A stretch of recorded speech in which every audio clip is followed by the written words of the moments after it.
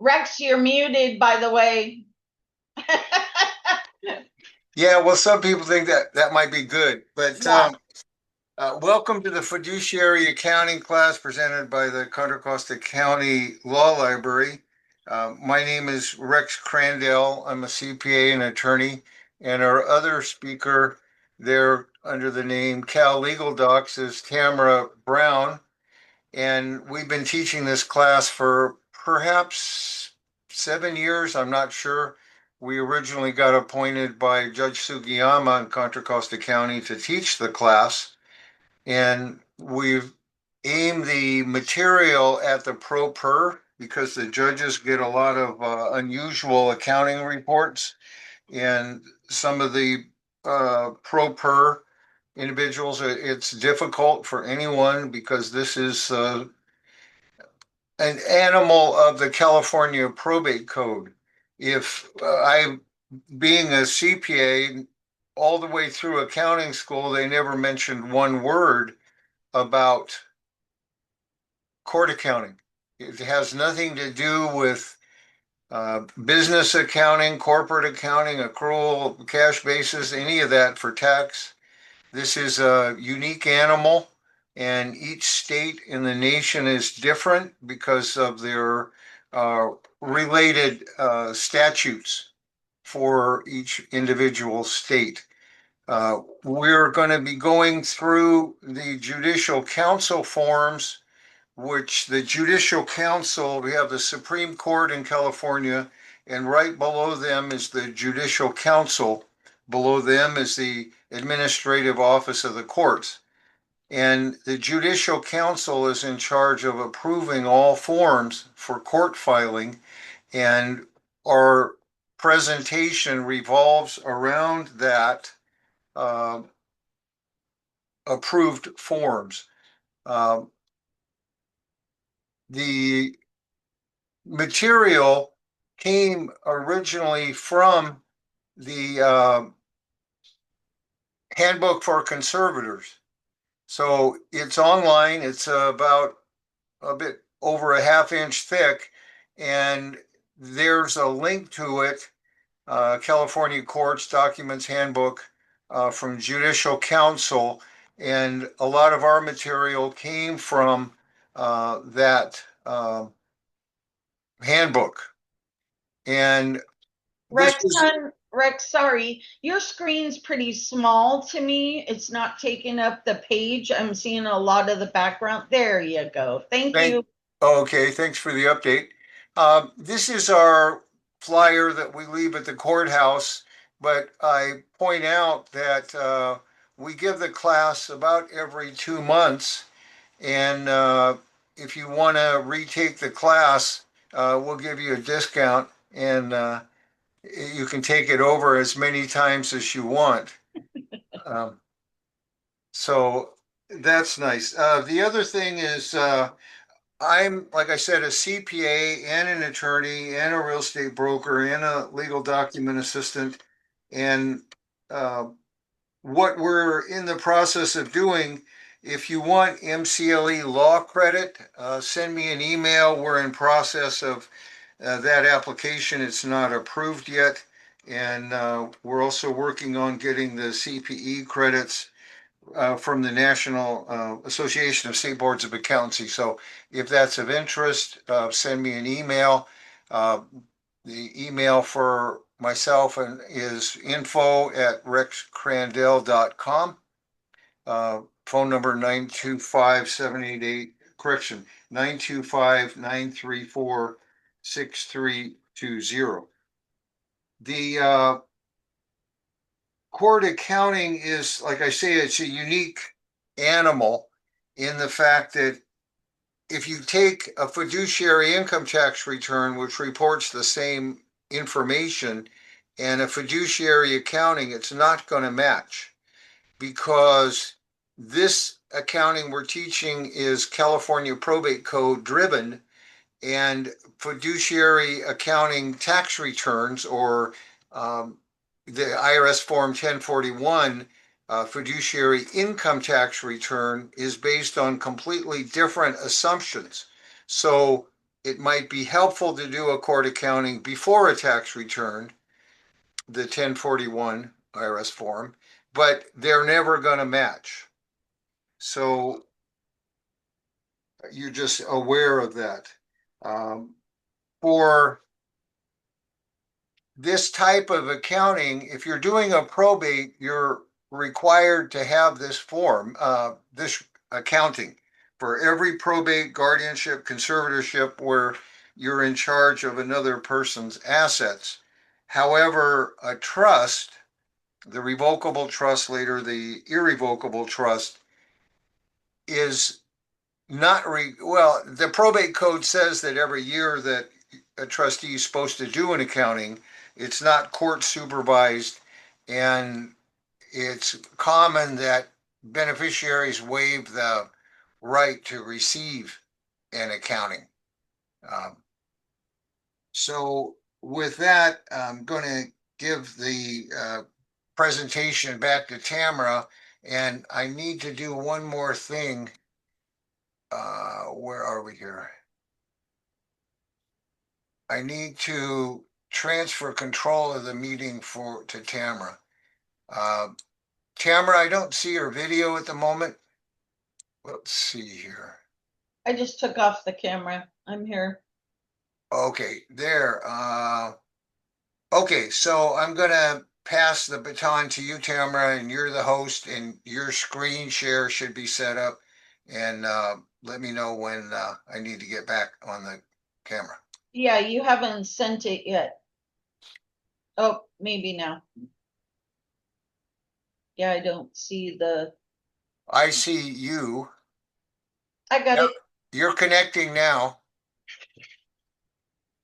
I got it. Can everybody see the screen? It should be the inventory and appraisal. I'm gonna slide this. Everybody see it okay? Too big? Yes. Okay, I'm gonna small it. Okay, so please understand, I do so many different type of accountings. I also am usually hired by law firms who receive accountings from opposing side, or they're on the opposing side, and they ask me to review it. What do I see that's might be odd? What do I see that might be off? What do I see that I could possibly provide them with some helpful information? Plus, I do pretty much a whole lot of very complicated accountings. I will tell you that most of the time, accountings, when I say they are complicated, what distinguishes a complicated accounting from a non-complicated accounting? Most of the time, if there's brokerage accounts and a lot of in and outs on that brokerage account, it takes a whole lot of thinking. I do a lot of trust administration when they're millions of dollar trust administration. A lot of times money moves a whole lot from one place to another and then back and forth. So those get extremely complicated. For CPA firms, law firms who are doing it, I understand it's best to start off with an easier accounting, which is what I'm going to take you through. And typically, guardianships, conservatorships, and probates are usually the easier type of accountings, although they can get complicated also. Understand there is a tiny difference between a probate accounting, a guardianship accounting, and a conservatorship accounting, in that your categories go a little different. But the first thing I do when I'm asked to prepare an accounting is to ask for an inventory and appraisal. A lot of times that's very difficult because with trust accountings, they're not required to do inventory and appraisals. So to start off your accounting is a little bit more complicated because you don't have values. Say, for instance, you have a house, real property, and you need to put it on your accounting. You don't know what your carry value is. And then it's easier to look at market value. So those can get a little bit trickier, but I'm going to go through first, what do I look at on the inventory and appraisal, and how do you prepare real quick an inventory and appraisal if one has not been prepared prior to you starting an accounting. So again, these forms were done years ago. We use the same forms. They haven't changed. So I'm going to go through them. The top section, if you're a pro per, you wouldn't have this attorney at law section. You would just have your own name and address and then complete the rest of this. The court information, you would want to put the court information. Most of the time it's easy enough. If you go, oh, I forgot, go back and look at the petition or something else that would tell you this court information. Down here below, we have a state of, and in our example, it's Jeannie Lowry. And it depends which box, so I know what type of accounting I'm going to start. Is it a decedent's estate, which means probate? Is it a conservatorship, which means conservatee? Is it a guardianship? This box would be marked minor. And again, if it's a trust administration, because we have a couple on here, none of this would be marked. In fact, an inventory and appraisal wouldn't even be done. So unless, oh, I'm sorry, I said it wouldn't be done. It would be done if somebody contests the trust administration, and then the court would ask you to prepare this so they know what the assets are. Here is the case number. I transfer this over to the inventory and the accounting. Now I'm going to go down to this section. I'm going to go through a little bit of what these mean so you understand if you're preparing one of these or if you're just doing the accounting, what to look for. Typically, if I'm given an inventory and appraisal and this partial box is marked, I will stop immediately and say I can't go forward until I have something that's marked final or a corrected or a supplement. A partial means not all of the assets. So say, for instance, if you realize only attachment 2, which are non-cash assets, are valued by the probate referee. So some paralegals, or if you're doing it yourself, if you want the probate referee to hurry up in value because they take approximate, by law, they have 60 days to return the inventory and appraisal. Some firms will do a partial first, let the probate referee go through their parts, and later come back and do a final that includes cash. So if I'm asked to do an accounting and I only see a partial, I state I can't begin until I have more detailed information. But I might have, so you might have 2 partials, you may have more partials, but until I see something that's called a final, I cannot begin the accounting. A corrected, if they're marked corrected, what does that mean? A corrected means for some reason you've turned in an inventory and appraisal already, and this is a lot of things. Sometimes I also have to stop and do. Say, for instance, and we'll get into this later. Say, for instance, I see this number right here, and on my attachment 1, I have a bank account right here, and it says this balance. But then I look at the bank statements because I also have to have those, and that's not the balance I see. I will immediately stop and say I cannot proceed. Your inventory and appraisal is not correct, and it needs to be corrected before I can proceed.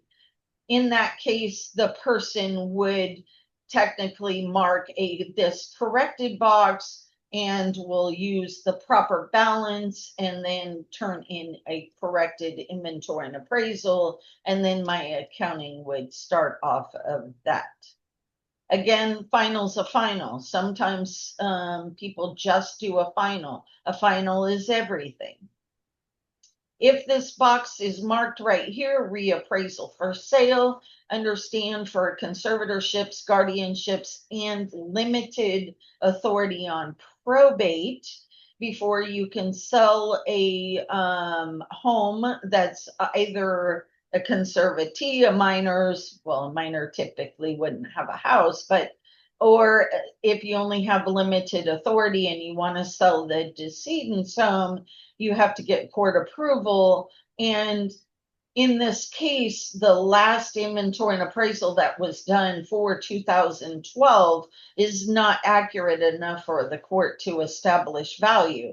So they will request a reappraisal for sale, meaning an inventory and appraisal that's done within a year, so that the court knows what the value of the property is within or at that given time period. So that's why this would be marked. If I get an inventory and appraisal to prepare an accounting and only this is marked, I cannot use this data. It doesn't mean anything to me. So make sure if you're going to prepare an accounting, you have either correcteds, finals, things like that. So you know you have everything. A supplemental, the difference, or why would a supplemental box be marked? The supplemental box is, say, for instance, I turned in this accounting and I discovered later on that there was property, cash, or some type of asset that wasn't valued, but it's already been turned in. I would prepare an inventory and appraisal, mark this box supplemental, meaning I'm just adding to what's already been turned in. Sometimes I have to pull together several of the inventory and appraisals to get my beginning assets, because if there are supplementals, I need to add that to the final. But then again, if I turn in a final already and there is a supplemental or a correction to it, most of the time I myself will mark final and the box supplemental so that I know this is really it. There's nothing more coming. Now, lastly, and I'll ask if you have questions right after this. Lastly, it's very, very, very important. This date right here will tell you either the date of death, if it's a probate, the appointment date of the guardian, if it's a guardianship, or the appointment date of the conservator, or when they were appointed the conservatorship. This date is very difficult, and if you don't have this date correct, your accounting will never get approved. It won't be reviewed, it won't be looked at, it will be immediately rejected because they'll state you have a wrong starting period. Remember, this date right here is the date that you went to court and the court ordered you either the conservator, the guardian, or the administrator, executor, whatever, on a decedent's estate. This is not the date you received letters. So sometimes if you go to court and say today's date, August 21st, I went to court this morning, the judge says, okay, you're appointed, but you need a $20,000 bond, let's say the minimum bond. So you have to go out and establish and get that bond. Then you have to turn the bond in before you can get letters. Times that could take a few days, 2 days, 1 day. It doesn't matter. And so you will get your letters a different date from appointment.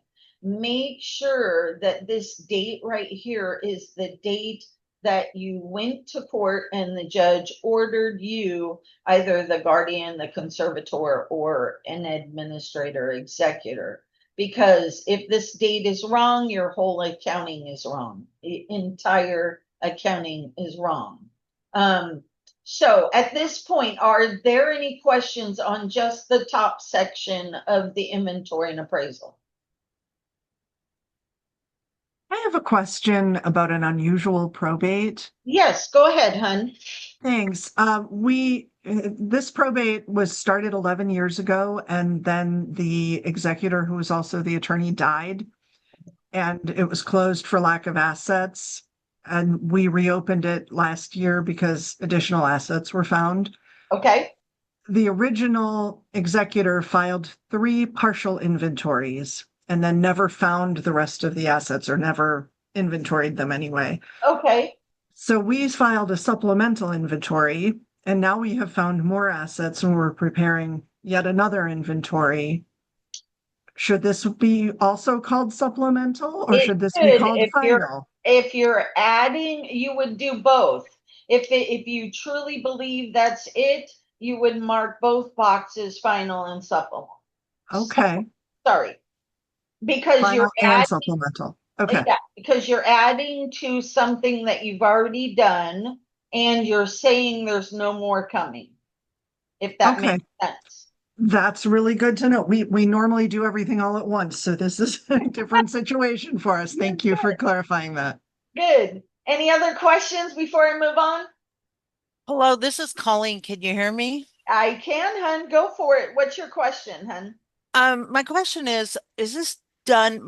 We're on our 5th accounting for our daughter. Okay. Uh-huh. Does this have to be done each and every time? No, ma'am. You're good. This does not apply to you. Okay, thank you. Only the first accountings. Okay, I'm gonna go move on. How do I get this Oh, date? sorry. I had one more question. It's in the chat. Yes. Oh, sorry, honey. I can't see the chat, but go ahead Oh, and that's ask okay. your I question. can read it aloud. Go So for it. if the form is rejected, will the court typically provide any information on why, so that the proper user may take it to the law library for help rectifying? It depends on the courts, honey. It truly depends. I can tell you, I do a lot of work for Southern California, and Southern California courts are really good at usually stating your start period is not the date that you were appointed, and sometimes they provide the date so you can look at that and see. A lot of Northern California courts, I must say, are a tiny bit behind. And a lot of times they do not. They just say your start date is not accurate, or they'll provide something like that. And it is up to the person to either inquire with, if you can, meet with an examiner, or to inquire with somebody else who would be able to provide that information, like a self-help center.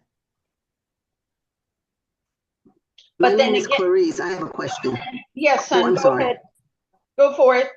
Okay, so I'm okay. sorry. Hang on, As Clarice. successor, Go ahead. Sorry. Hang on, Clarice.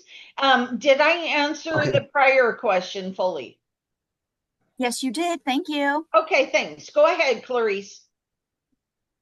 okay, as successor trustee, so this does not apply to me as far as the inventory and appraisal form That's correct. of a Trust trust? does not do an inventory and appraisal, hon. Okay, thank you so much. You're welcome. Okay, so I'm going to go down to the what does it need? What do you need, or what am I looking for? And how do you put this next part together? So if you will see, this says appraisal, and this is the whole purpose. This tiny little 3-line box is the whole purpose, basically, of the form. And so I'm going to tell you what I'm looking at, and what needs to be on this form. So number one, attachment number one is cash assets. Cash, cash, and cash. If you don't have cash, it doesn't go on this form. It goes on attachment 2, which we'll get into later. Yeah.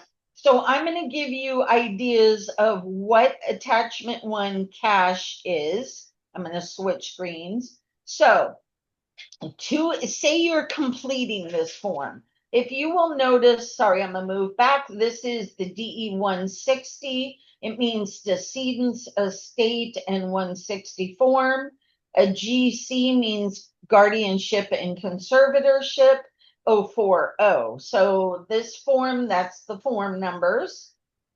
And when you move to attachment 1, it is, if you see, DE, again, decedent's estate, meaning probate, 161, or it's referred to as GC 041, guardianships, conservatorships 041. This will be blank, so this has to be the name that you put right here, and the case number. You will need to add that this is attachment 1, and I only have 1 page. So if there's more than 1 page, you would put 1 of 2, 2 of 2, however it goes here. I'm going to provide examples of cash assets. Now, when we talk about cash found at a residence, just know that or understand, younger crowd are I'd say if you were born after the Gen X era, you typically won't see much of this. But when you're talking about elder people, they are very, very, very comfortable with cash on them, cash somewhere, cash in envelopes that are in your closet, cash in envelopes that are in dresser drawers, cash in, oh my gosh, my dad had old coffee cans where coins, Jesus, they were a million of them.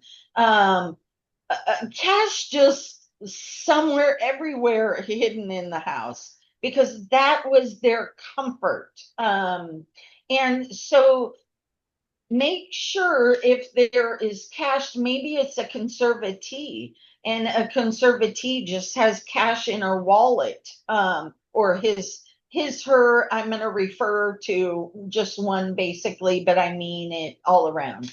So if it was any cash found, you would indicate that.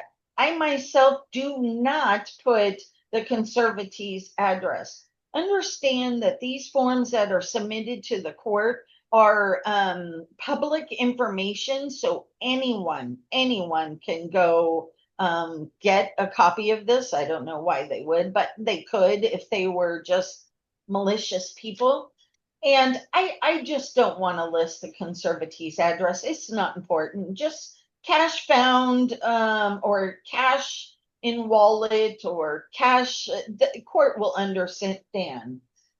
I will indicate how much cash there is. If there are pennies, $250 and 1 penny, I would put that 1 penny. I would not round up. Number 2, balance in a checking account. I want you to be very careful. The court is very, very cautious that when you provide information to them, it doesn't leak personal information. I myself will use a last 4-digit account number. Some people use 5 digits. But do not ever list the full account number, especially if it's a guardianship or a conservatorship, meaning they're still alive and somebody could possibly do something wrong with that account number or having that account number. Please make sure, and the courts will give you a very stern warning that if you do it again, they will handle you a different way. Please do not list a full account number.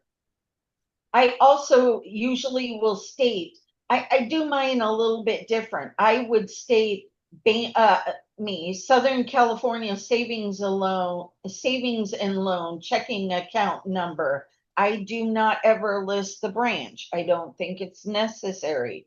It might be Wells Fargo. Who knows where this person opened up their checking saving? It really doesn't matter. So I myself also do not put the address.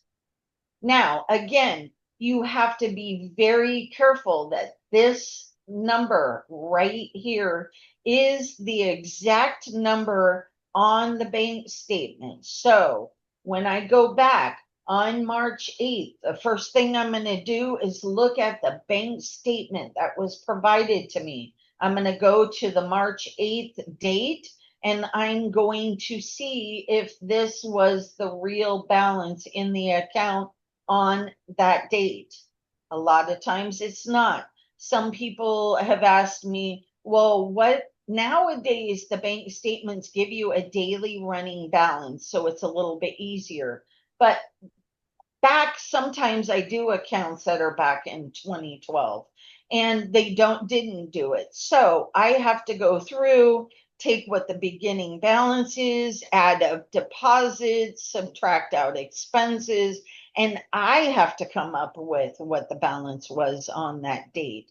So there are a few ways to find out what the balance was. Realize you have to turn in bank statements to the court. So it's very easy that the examiners, when they get an accounting, will also verify that was your beginning balance.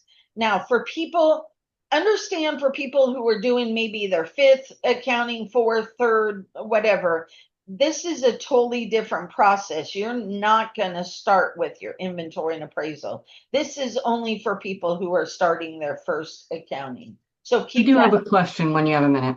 Yes, son, give me one more second. So keep in mind, that's what we are looking for. Now go ahead, honey. Go ahead and ask your question. Yes, I had a situation in the probate case where transactions occurred after my son's death that we contested as being potentially fraudulent. Okay. It has been many months, but the bank has finally agreed that those were inappropriate charges, and they have restored those dollars Okay. to the account. Okay. In the meantime, there has been a little, pennies of interest added. So when I initially filed the inventory and appraisal, it was, the raw count of his account plus the items that I identify. No, that's not right. I'm saying that wrong. It was the balance on death, and then a notation was made about the other fraudulent charges. Do I need to go back and do a corrected inventory and appraisal when I finally get this next bank state? This is a bank account that I'm going to have to close and move those dollars to the estate account. No, hun, what you will do is because it went out when it went out, your accounting should have reflected that it went out. So when the bank returns it, it's going to be like a brand new deposit, and you will record it as returned fraudulent funds or something like that, and you'll put it as a receipt. So I haven't done an accounting yet. An accounting has not yet been due. You'll still do you'll show that it went out, and you'll show that it came back in. So you'll have one going out as a disbursement and one coming in as a receipt, and you record it as such. You must record every transaction on the bank statement. Even though it occurred prior to my being appointed as That's correct. Administrator. Okay, That's so the correct. starting balance is his balance on date of death. Correct. That's Okay. correct. All right, perfect. Thank you. Okay, so moving on, we have now a savings account. Same option applies. Please don't use the full account number. Again, balance on this date. right here. We have a CD. A lot of times I may not know that I'll put the CD, and typically I'll ask information about how much the CD is. This one's a tiny bit hard because some people don't understand, well, how much is the CD? I do put the CD number, but I do not put this details. I just put CD and the number. Uncashed checks. I don't see this often. I do quite a bit of accountings for fiduciaries also. And typically they don't have uncashed checks because most of the time we're in a direct deposit world now. So, but if it should happen that you do find checks, the only checks I really see that are uncashed nowadays can be dividend checks, and we'll get into that later on. And that's shown down here, but I don't see many. In fact, I don't see any pension checks that were not cashed, but this is still part of our example, so I'm going to give it. So say you go to the conservative's house, decedent's house, and you find mail that hasn't been opened. You will indicate that there's an uncashed check and the amount. Same thing with Social Security, an amount, and then the same thing as a dividend check. Typically, people with dividends reinvest them, so this is not common at all in all of the accountings I do. I just don't see it often. So continuing down the form, now that I've listed all of my cash assets, understand that you can also have coin collection in here. Please note something like a coin collection. I used the example earlier, like my dad had a huge coffee can full of pennies. If you think I was going to sit and count every one of those doggone pennies to give me a value, no, I was not. I would just kind of estimate it as best I could and state it was an estimation. Some people would take them to one of those coin machines and dump them in. You know, it's your preference. I just would, to get it done, just give an estimation. Again, what other types of forms of cash? Just cash. Cash is cash, nothing else. Once I get down to the bottom, I usually put total attachment 1. I typically center it, and then I will add all of my cash and come up with a total. So 57,844.59. I will carry that number over to here because it is attachment 1 and I am allowed to value. Any questions before I move to attachment 2? I have a question. Yes, son. So we had a situation where there were some non-US cash assets. Would that typically be inventoried by a probate ref, or would we Correct. just it would I be? would give it to a probate referee, especially if it's a different time period and you've got to convert it from another country's rate to a US rate. I would put it on the probate referee to do that. Okay, thank you. I have a Okay, silly question. no, nothing silly. Go for it, honey. We have a probate where we listed a savings account that had 77 cents in it on the inventory on attachment 1. It later turned out that that 77-cent account had a beneficiary. Now we're doing an accounting. Do Right? we have to go file a corrected inventory, or can somebody put 77 cents into the estate account? What's the easiest way to deal with this and not waste hours on 77 cents? Right. I get it. I likely would probably just leave it there and then on my accounting do there's a schedule called a distribution, and I would indicate on that distribution list that it was distributed due to it being a POD or a pay on death account, and just take it off that way.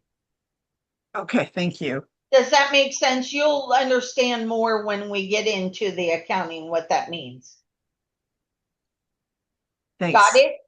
Okay. Because yeah, filing and paying for a new inventory and appraisal to even correct it, that's a $25 filing fee in most cases, or at least $20 plus your time, and just add it as, or take it off on the accounting and explain why you're taking it off, that it was a POD account.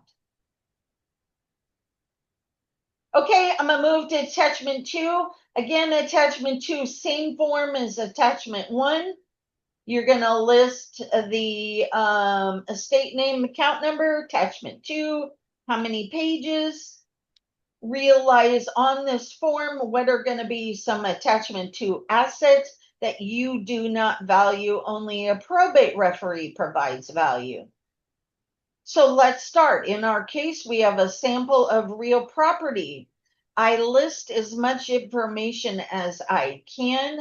I myself can gather this information, whether I go to the tax collector's office and type in the address, or I do a Google search, or doesn't matter what I do. Typically, I will put city, what city it's in, the county it's in, state of California, the legal description. If you do not have all that, do not panic. You don't need to have it. Just list as much information as you can. I list the property address here and the APN number. Please understand, it is very, very important, because I do a lot of these and people get unhappy. They will list this real property as is, just like this. The probate referee, understand, does not do inside the house inspections. So they do comps and they do whatever other steps they take to value property. A lot of times they don't understand the entire inside of the house is in shambles. Either squatters got in and there's holes in the wall, there's copper pipes missing, there's a hot water heater missing, the floors are tore up, the huge water leaks, things of that nature that decreases the value of the property greatly. If that is the case, I will list those things for the probate referee. I typically also will attach pictures of the damage. Maybe there's roof missing, the ceilings missing, doors, that changes the value greatly. If the property is not in good condition or fair condition, or it cannot be sold to the regular average people, maybe it's only a cash sale because nobody could qualify for financing because of all the issues, you will want to tell the probate referee that. So make sure you do that on this inventory and appraisal, because that's where value comes. You leave the valued blank because the probate referee will fill in the data. Number 2, I have a vacation home. Same thing. List as much as you can. Household furniture and furnishings. Typically, and I can see the reason why they put an address, because it distinguishes whether it's in the vacation home furniture or whether it's in the residential home. Typically, household furniture and furnishings get a very low value, between, I'd say, $500 and $1,500. if you have items that are of value, like antique furniture or something like that, please list it separately because it will not be included in a good value. I have listed shares in the mutual fund. You have to be very careful. I don't think I've ever done an accounting where there has been only one set of share in a mutual fund. Typically, I will have 20 different shares. You must list them separately. This attachment 2 can be, mine can sometimes be 3 and 5 pages because I'm listing each individual share. It could be 1425 of Safeguard and 1,000 of Apple and then Microsoft. And then you have to list each share separately. So you have to be able to look at the brokerage statement, and you have to be able to see what shares. It could be mutual funds, it could be stocks. You will list them all separately. This could get highly complicated sometimes, but make sure everything is separate. Do not lump, do not do anything like that. All must be separate. Okay, and in this case, we also have 7 100 US savings bonds. You are not allowed to lump like the sample says. I would have one saving bond for 100 for Series EE issued on this date. Number 2, 100 US savings bond. It will have a different series number. It will be like EF, and it may be issued the same day. You must list each separately. Diamond ring. A lot of people ask me this. Diamond ring and 2 carat. Honestly, this is the hardest one for me because the fact that I'm not great at knowing the difference on whether somebody's wearing a 2 carat or a 5. Yes, I can see it's bigger, but I don't have a clue. That's just not a thing I'm comfortable with or care about. I don't care about what size. But let me give you a reason of why this is important. So I had a case where I can't remember if it was a probate or a trust administration. No, it had to have been a probate. But there was a will, and in the will, it was mom had 2 different wedding rings. One was a 2 carat, and one was like a 4 carat. And she had one of the 2 carat going to one of her grandchildren, and the 4 carat going to a different grandchild. Well, it just so happened the administrator was the mom of the child getting the 2 carat. Let's leave it at this because this is what she said. It was a mistake that she gave her son the 4 carat ring, and that son gave it to his fiance.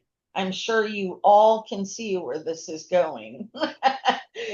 So the one that should have only got the 2 carat ring got the 4 carat and proposed to his fiance with the 4 carat ring. It was contested, as if you could imagine. And what happened was they had to nicely ask for that 4 carat ring back from that fiance. And I wouldn't have wanted to be part of that conversation, but it had to happen. And it makes a difference. Remember, this inventory and appraisal, this is going out to all heirs, potential beneficiaries, whoever is listed on the DE 111 petition when the probate or the case started. And they get a copy of this. There's been times where, like for instance, I say there's only a 2 carat ring, and one of the kids come back and say, something's wrong here. because I know dad for the 25th wedding anniversary upgraded her ring, and there should be a 4 carat, or there should also be something. Then I'm going, oh Jesus, I'm going back to maybe the fiduciary and saying, you better scour the house. We're missing a ring, something of that nature. This serves many purposes. It also serves as you, as the administrator, if you're completing this, you're being faithful, honest. You're saying, this is all I found. Now, say somebody comes up, a child, and says, there was a 4 carat ring, and you, honest to God, cannot find it. I've looked, I've scoured, I've done my best. I just don't see it. It's okay to say you just don't see it. That means somebody came in before you and possibly took it. It could be mom lost it before she needed the conservatorship. It could be a lot of things, but list everything you see and know, because it really limits your liability. Also remember, you will not again put any values whatsoever. So completing the form, and then I will stop and ask for questions. I list total attachment to assets, and I leave it blank for the probate referee to fill in. So on this attachment to, any questions? Y'all got to have some questions for me on here. What about paintings? What about jewelry? What about car collections? What about no questions at all? Hello, this is Colleen. Go for it, Colleen. You were first. On a property, if a property is owned jointly with other people, because fabulous question. I missed it. I know what you're going to say, and if it's not what you're going to say, I'll come back to you. List what percentage of ownership. If it's only a 50% ownership, absolutely must list the percentage of ownership. It does not list it here. I will list 100% ownership, 50% ownership, 25% ownership. You must state what the percentage of ownership is here. Thank you. You're welcome. Great question. Anybody else? Hi, this is Andrea. On the diamond ring thing, I just want to make sure I'm clear on what you were saying, because we do have a probate case with a very difficult heir who is claiming there's $40,000 worth of diamonds that do not exist. Yes, ma'am. I see it all the time. Is just not having it on the inventory the protection that the administrator needs, or do we need to do something else?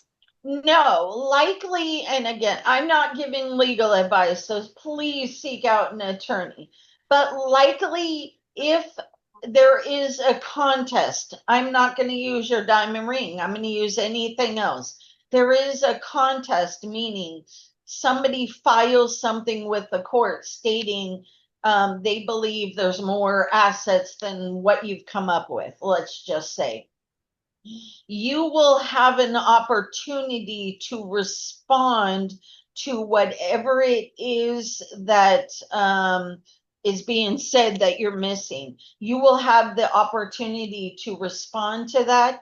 And excuse me, your response is then, I apologize, but I've scoured the house. I did not find anything more, whatever your response would be at that point.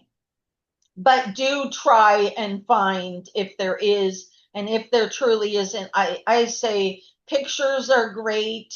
They will be able, if you've already moved the stuff or already taken the stuff out of the house, maybe pictures, documents, maybe a witness, a friend of yours that says, yes, I looked at the same thing.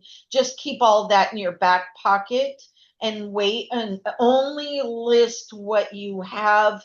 And again, if somebody comes up and says something's missing, you'll have an opportunity to respond to that. Thanks. Yeah, the house has already been emptied and sold. Right. There's no way in, so we're working on the accounting now. There's no way in an accounting to preemptively say no diamond jewelry was found. No, no, honey, that doesn't Okay, go on thank there. you. Now, in your petition, when we get to that part, which is last, you have an opportunity if you wish to say that there. Okay, perfect. Thank you. Any other questions? Okay, so I'm going to move on. Actually, yes, Go ahead. I do have one question. Go for it, hun. Yeah, having an issue with the father who Okay. claims that the deceased son gave him back a motorcycle. He cannot come up with a bill of sale. He hasn't produced anything. He's finally agreed to give up the motorcycle. Should I just move forward? Should I just acquire the motorcycle and move forward, or do I expect him to file something in court? Okay, so again, I can't give legal advice, but as an administrator or executor, your job is to marshal the assets. You have to do what you have to do to marshal the assets. And if there's any type of fighting or whatever and you're pro per, let the court handle that fight, honey. Okay. Not you. Thank you. All right. So I'm going back to the inventory and appraisal. You will leave this section blank. The probate referee will value that attachment too.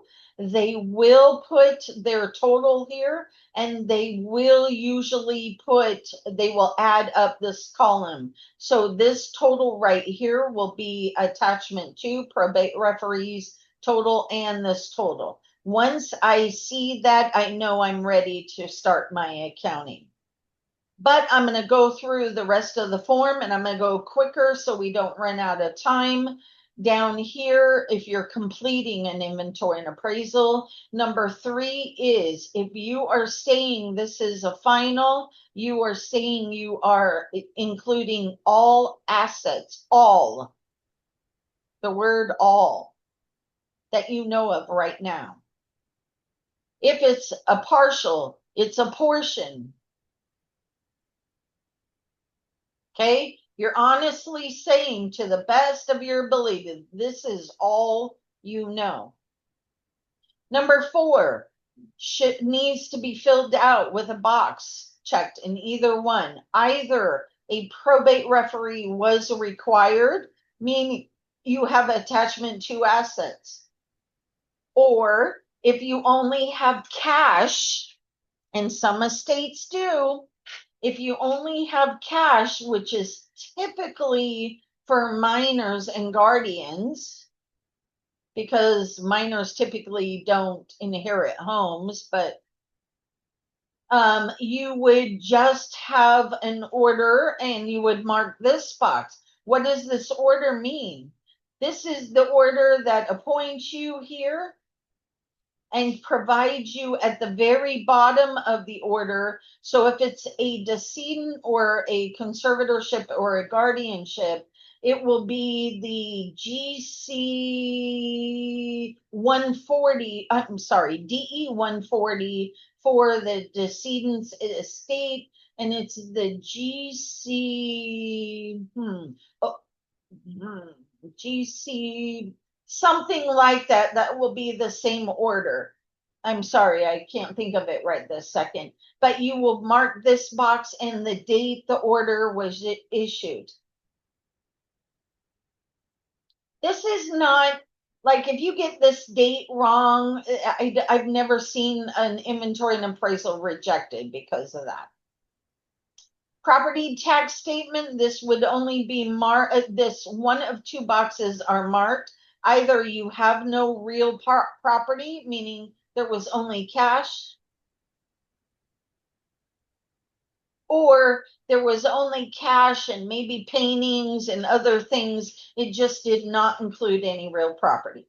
Or you will mark B, meaning there is real property and you have filed the necessary documents with the county recorder or assessor, meaning you have filed the affidavit of death of real property owner, or you have filed a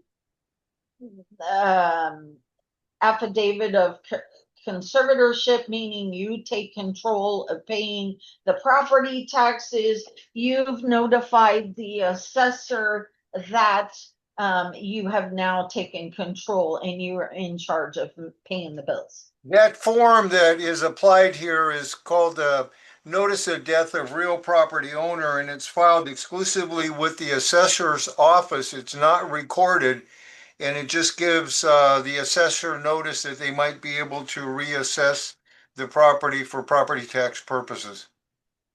I understand. And for guardianships and conservatorships, if there are no, if there it was no real property, or that's specifically for a decedent's estate, which is the affidavit of death. But with a conservatorship or a guardianship, it's a different type of notice. So down here, declaring under penalty of perjury, you have the date. Again, keep in mind, and you will see this will not be signed by you until it is returned by the probate referee. It can be completed in this form, but it is not signed until it is completed.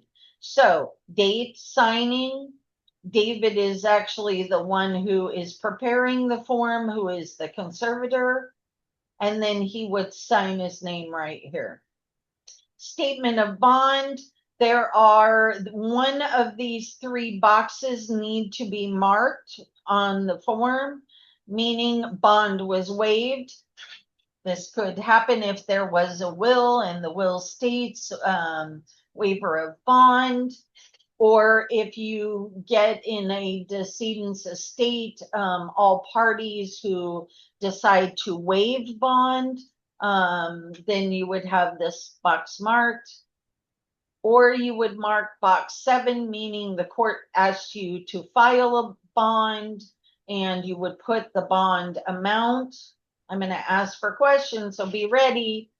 So typically or if you're an out-of-state administrator or executor, the courts always ask for a bond.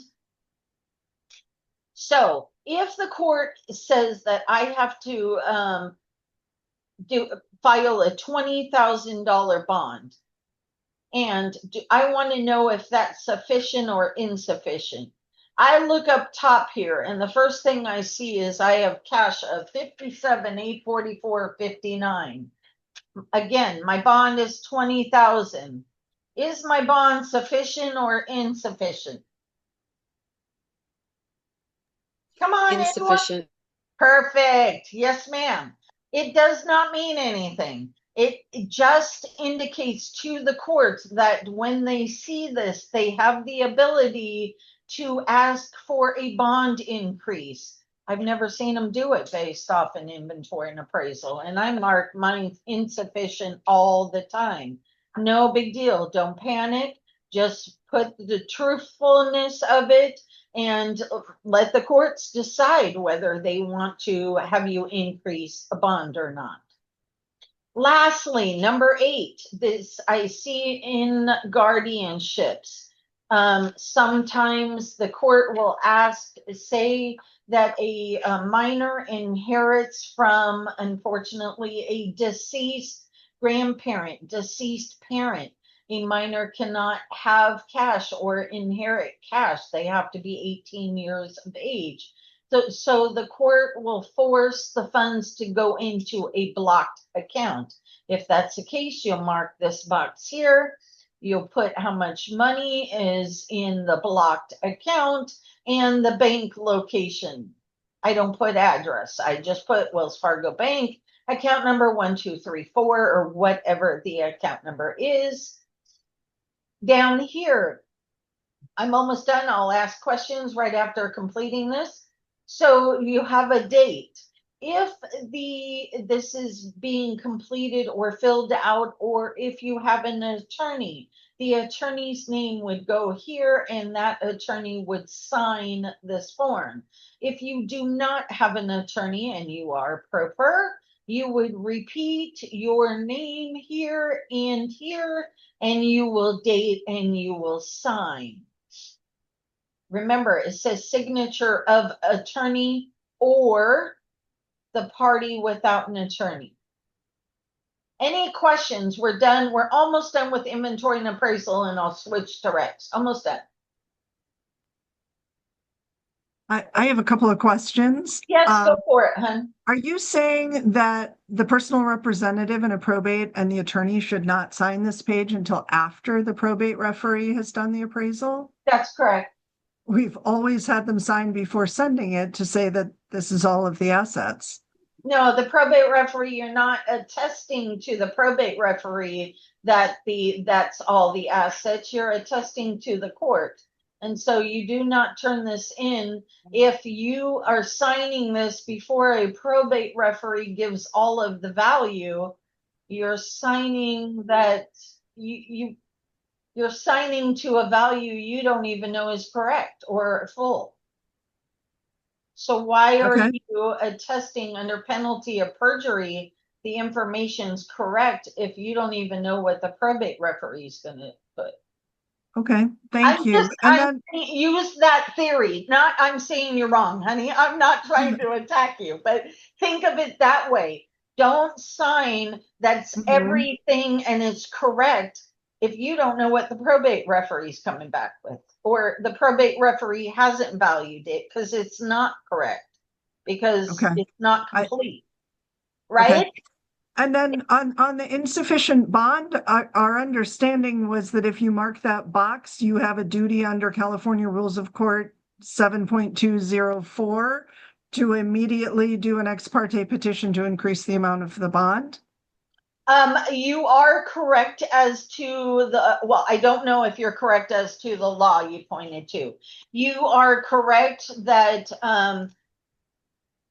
that's what it says to do.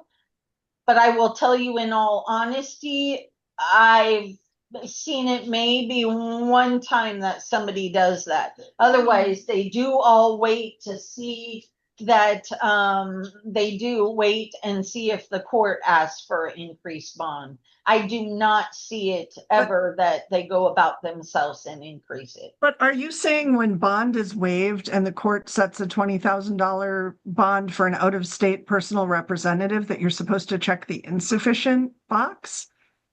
Because that would seem that the bond is sufficient because the court said you only need $20,000 regardless of what the inventory says. The question on the inventory and appraisal is, what is the amount of your bond?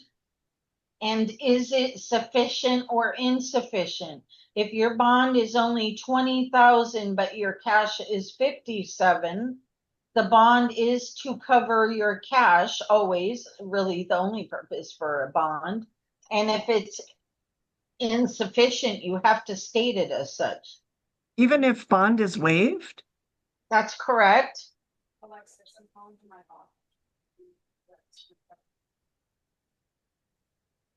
You're only stating what you see. You're not determining if you should have more bond or why the court only gave you less bond or whatever. You're only stating what you're looking at, hon. Okay, thank you. I do have a question on this section as well. Looking at the inventory and appraisal that I submitted in the guardianship of the estate case, I'm now realizing that I did not mark box X where I should have indicated that I had placed $165,000 and change into blocked accounts. And I have already submitted it for filing. The probate referee had already signed on the appraisal piece of it.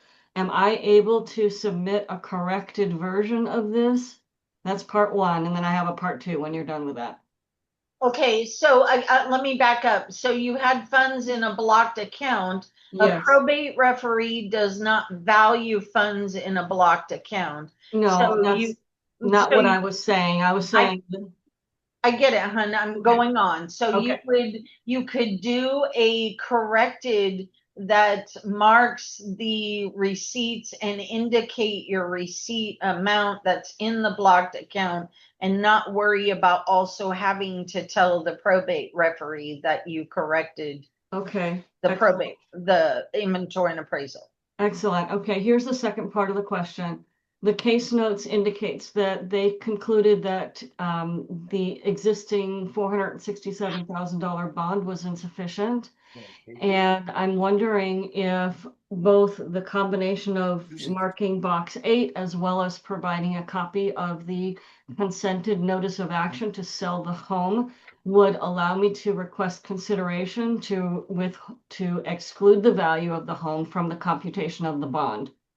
That would be something you would have to either talk with your attorney or file with the court and let the court determine that, hon. That's nothing I'd be able to help you with here. I'm a pro per, so I do have points and authorities prepared from earlier in this process that I opted not to file. And I'm wondering if I would file that before the upcoming hearing. If I go and get the bond, the $130,000 bond that's listed, I can't do that until after the court orders it anyway at the upcoming September 9th hearing.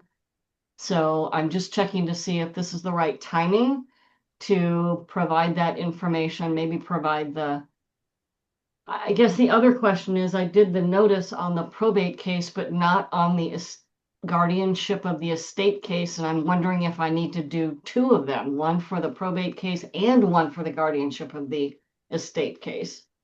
And unfortunately, hon, that would be me really giving legal advice. You would have to either seek a self-help or something like that, honey, on who should be noticed, when should be noticed, and things. Yeah, I have an idea on that topic, and that is when you're filing additional corrected forms with the court, we normally attach a declaration under penalty of perjury stating what is being submitted and why.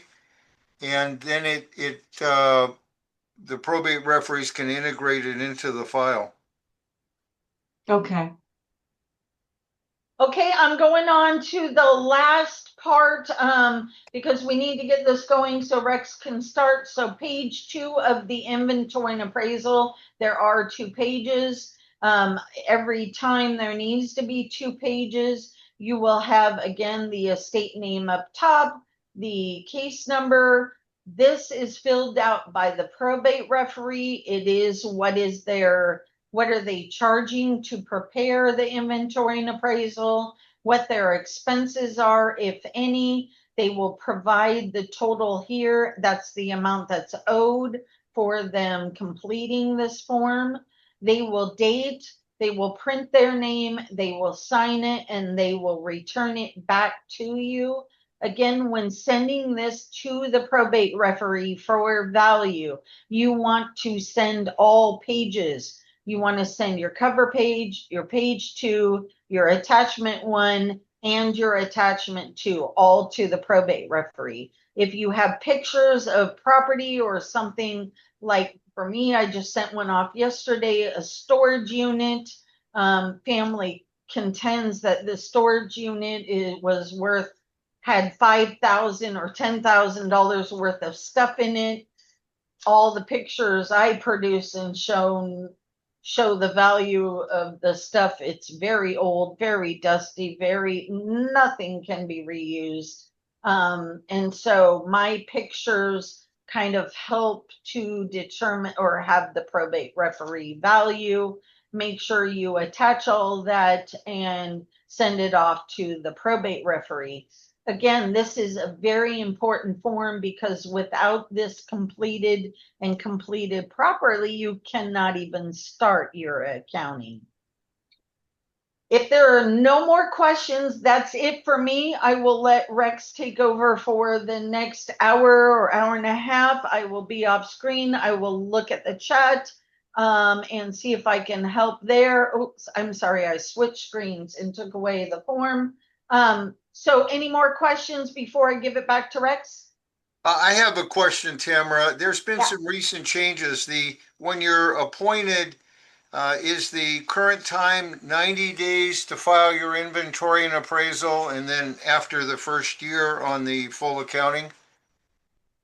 So on that is the standard, and that is the law. Sometimes people still do it later.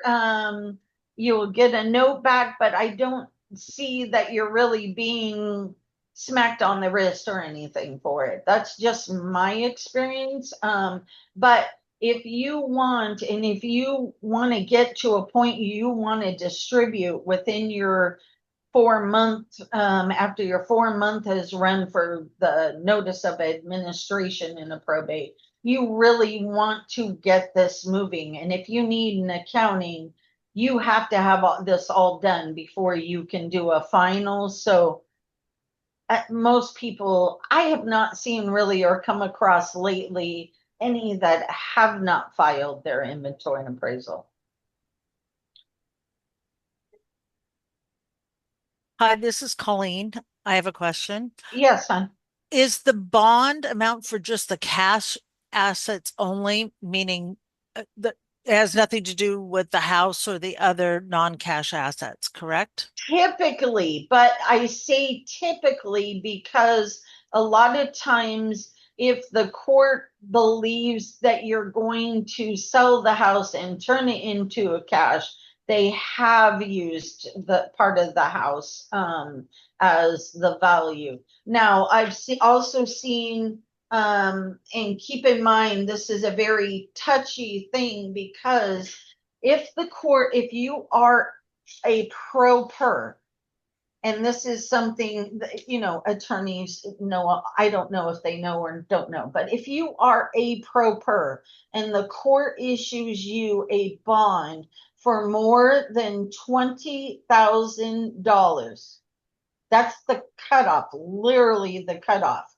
You must have an attorney to get a bond any higher than $20,000. There is not an insurance company or a bond company out there that I know of. And I'm I speak with a lot of them. There isn't a bond company that will issue a pro per a bond for more than $20,000. So in those cases, a lot of times, Bonds if over 20. you're a pro per and you really cannot afford an attorney and the court issues you a bond for more than 20,000, you're typically asking the court, okay, what can I do? Can I put funds in a blocked account instead? Can I be given limited authority instead of full? Things of that nature. So, again, if you're pro per, I don't see the bonds more than $20,000 because they cannot be issued. Does that answer your question or help with your question? Yes, it does. Thank you. Okay, I'm gonna give it back to Rex because if I keep talking, we're never gonna get this class done. Let me get my Zoom back. Share. Oh, I need to go to Rex up top here.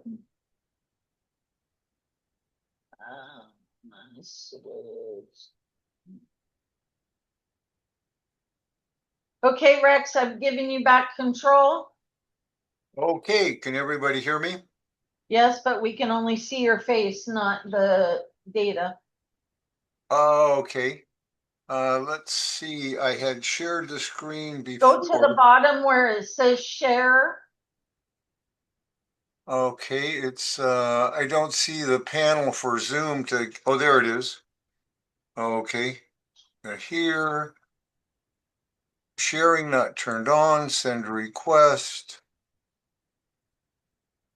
Host is not allowing sharing for this meeting. Did you turn the host back to me? Yes, I did. Put reclaim host. Now I've got the ability to share. It didn't, is that better? Can you see the screen? Now, Tamara, I can't hear your voice. I'm sorry, I muted already. But it's a small screen, so I don't know if you want to make it a tiny bit bigger, or to me, it's small. Okay, mine covers, is that any better? That's full screen that I'm Yes, sharing. that's better. How about everybody else, though? It must be okay. If there's no objections, we'll move ahead. Okay, so now my portion, the first part Tamara did on inventory and appraisal, that's the beginning of the accounting. And as we verified, you're supposed to file within 90 days of being appointed. And then for long-term accountings, at the end of 1 year, you need to do an accounting, report it to the court, and then alternate years thereafter. So if you're like on a guardianship conservatorship, it's the end of year 1, 3, 5, 7, 9 years that you'll be filing the complete accounting with the court. Now, I have a large volume of forms that I am going to be going through. And so to help you keep up and not get lost in the weeds, in the lower left, we have Bates numbering. We show here we're on a page 21, and those page numbers I will be referring to as we go through the material. This form that we are looking at now is the GC 400 sum. And if it's guardianship and conservatorship, it has a 405 sum. This form is the pivotal form in the entire accounting. In the lower left, you can see that this form has been adopted for mandatory use by the Judicial Council. And mandatory means must be filed with all accountings. I'll give you an example later of how to show accountings if it's done on spreadsheets or other kind of software. But this particular form, even if you're using fiduciary accounting software, this form must be on top of the accounting or it'll get rejected by the court. The other format things I'd like to point out for you is that this form is designed for probate, guardianship, and conservatorships, okay? It's also used for trust when trusts have to account. And trusts have to account annually and whenever there's a demand from a beneficiary to account. In the lower right are reference numbers, probate code sections, California Rules of Court form information. And I point that out to you if you're someone who wants to look it up. So we have probate code section 1060 is the beginning of where the probate code talks about fiduciary accounting. So that reference material is available to you. The top of the form, if you're happening to do a probate, just write probate up here. There's not a box for it, or trust, just write trust up here. As we go down through the line items needed, in this case, it says it's the first accounting and check if it's an account current or if it's your final before request for distribution. Generally change the numbers. If you're doing a long-term accounting and say there's already been 5 accountings before and then you take over as conservator, I usually change the numbers from the previous sequence so that you can tell that it's a new fiduciary in charge. So date of opening the account, date of death, date of appointment to the end of the year, 365 days forward. And that's the closing in your report. We go down the list here. This form is set up money in, money out. I don't agree with the terminology because it's confusing to me, kind of arcane. Charges does not mean money into me. Charges means I just used my credit card and now I owe some money. But they're using it as the way I like to translate it is as a fiduciary, you're charged with the responsibility of this money. And then the credit is now you're no longer have responsibility for the funds because you appropriately dispersed them and reported it to the court. I like to look at the charges as the term burden. So that's the burden that you have. Going down the form, there are schedules and some are marked, some are not with letters.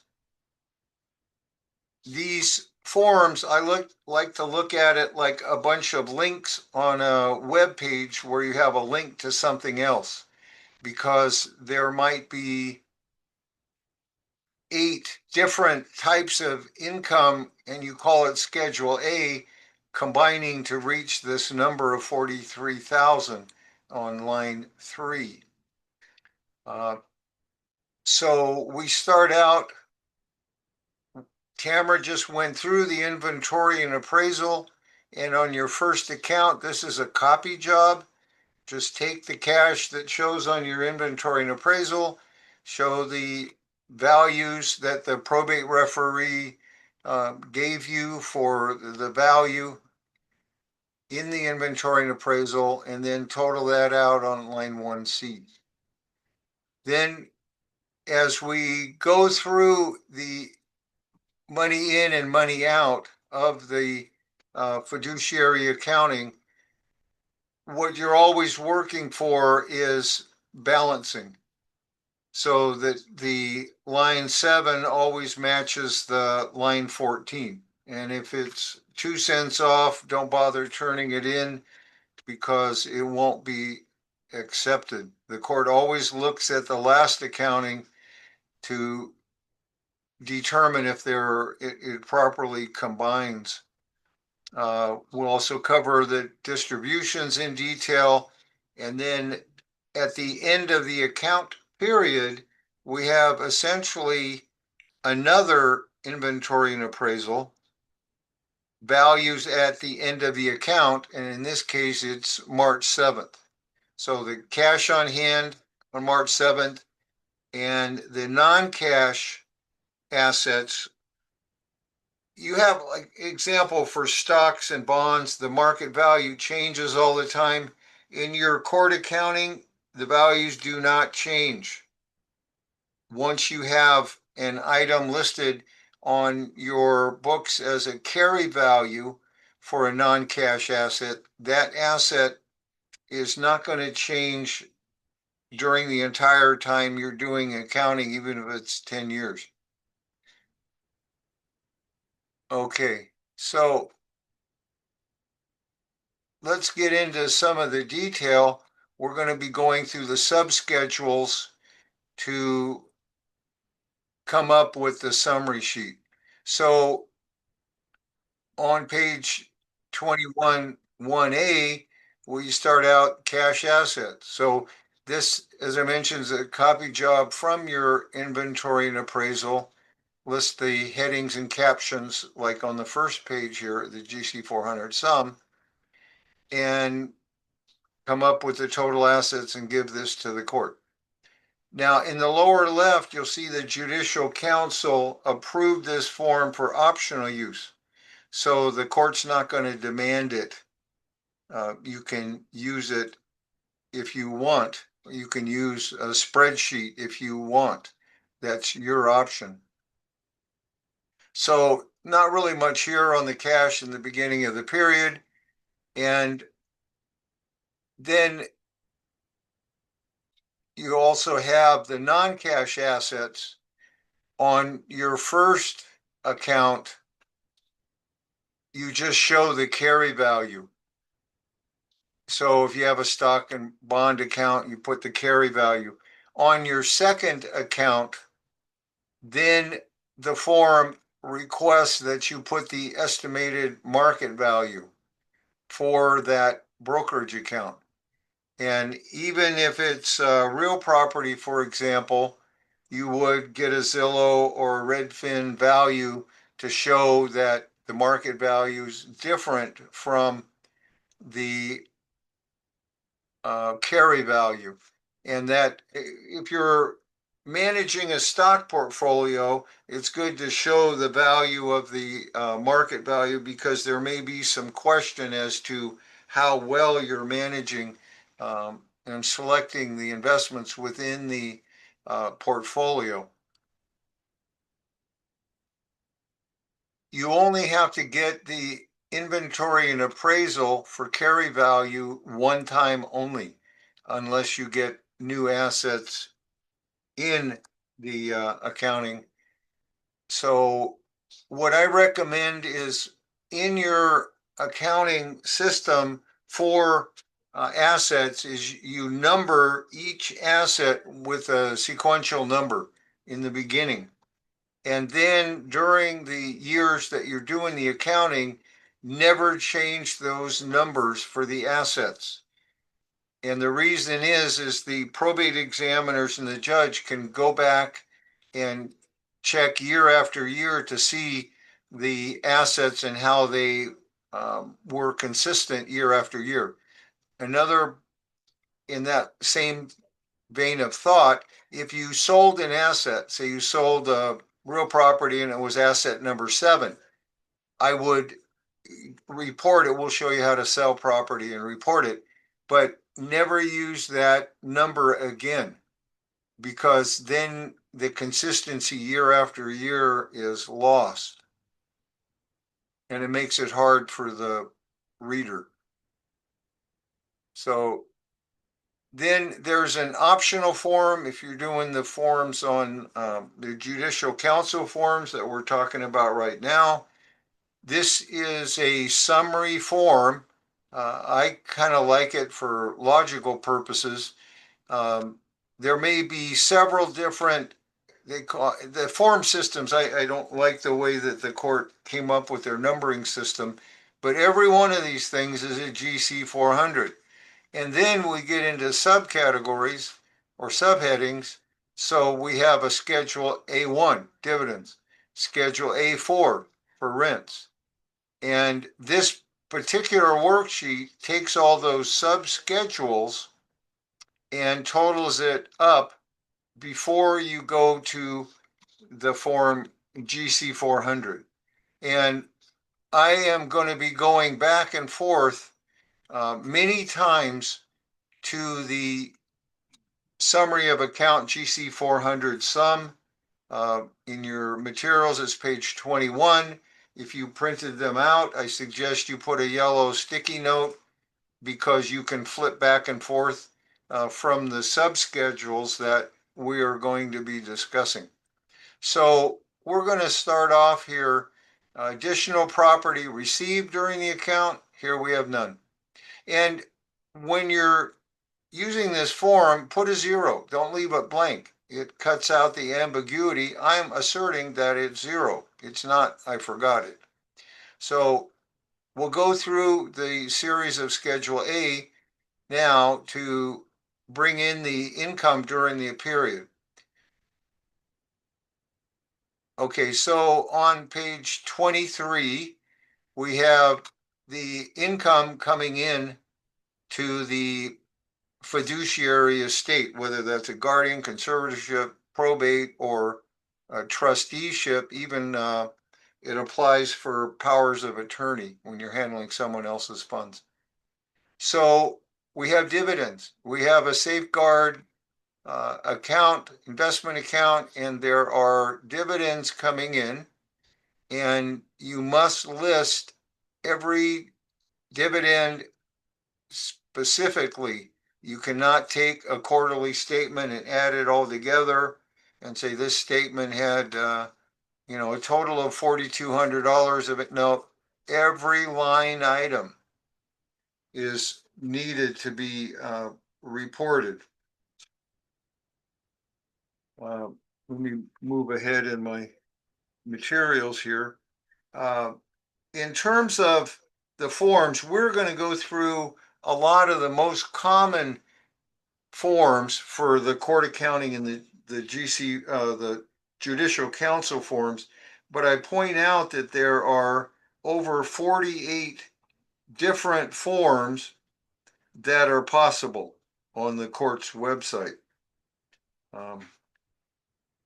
And I was talking about an investment account, and I want to give you a warning on what we call DRIP accounts, and that is dividend reinvestment program.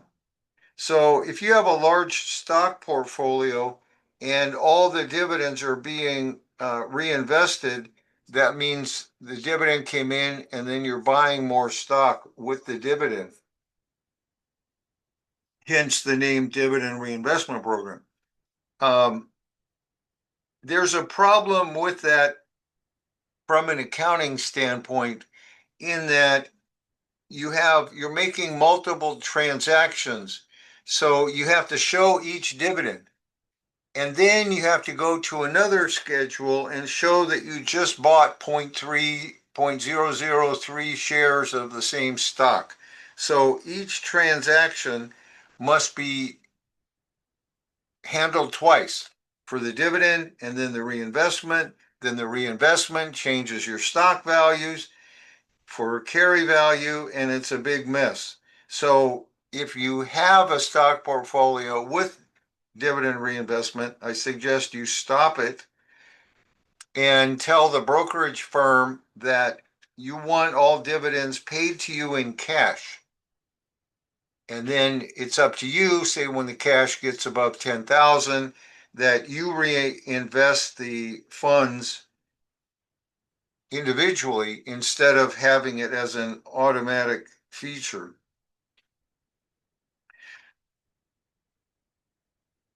This form is set up where you list all the dividends, and then we're on page A or Schedule A, one of 6 different pages. That's how the forms were designed. And we have a subtotal. These forms are not cumulative page by page. Each page gets a subtotal on its own. If you have more than one brokerage account, I would keep them together, show all of Safeguard, show all of Charles Schwab, show all of Merrill Lynch in groups. So we're continuing on with the income. And next we have receipts for interest income. So list the name of the bank or financial institution. I agree with Tamara, listing the last 4 digits of the account number is sufficient, and list each individual interest item. Now we got in the second Schedule A, page 2, and we keep moving through the income items. And next we have pension income. On the pension income,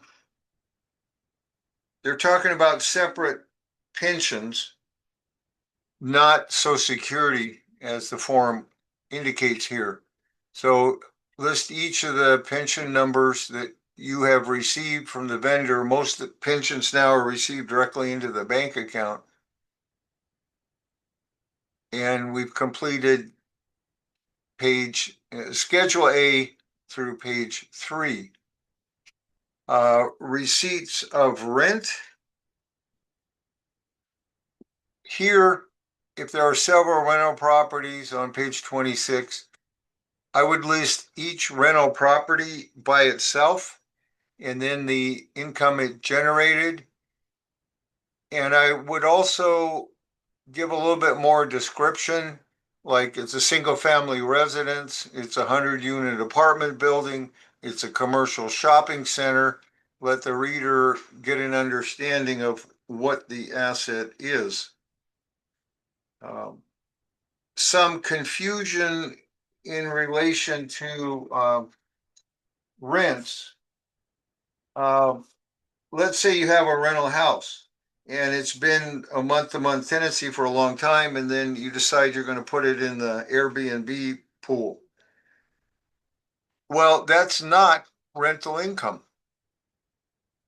That Airbnb is considered a business activity, so it has to move to, it gets out of the passive activities.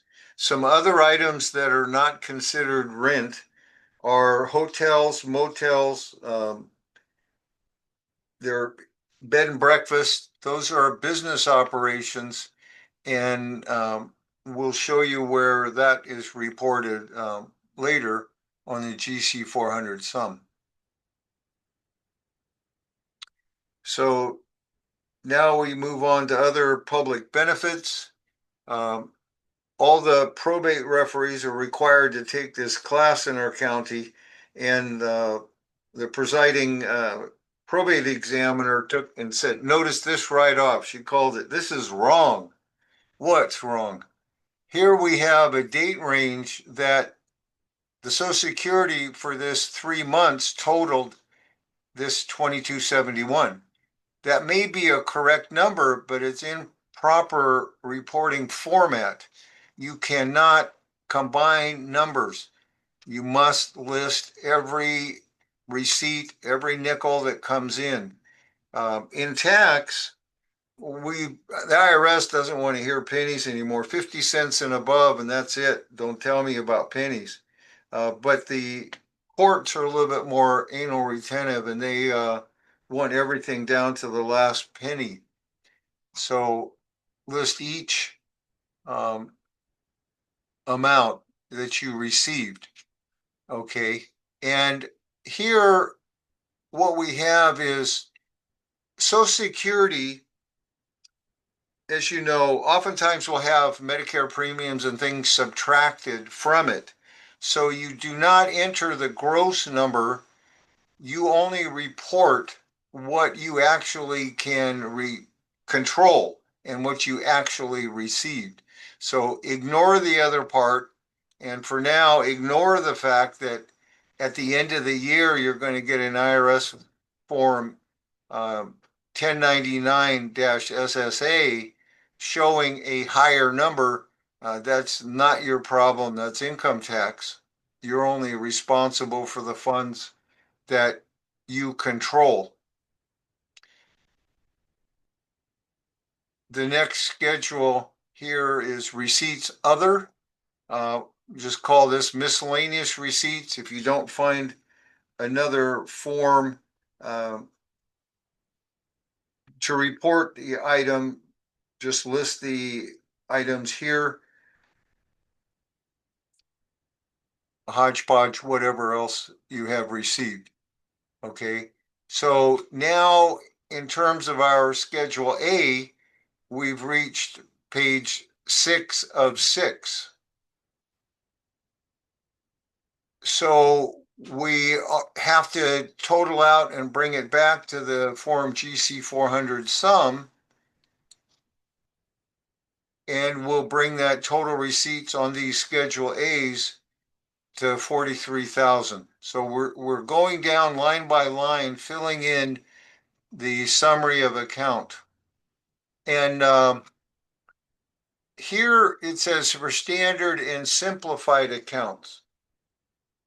I'm not going to cover simplified accounts today. It's a different reporting format.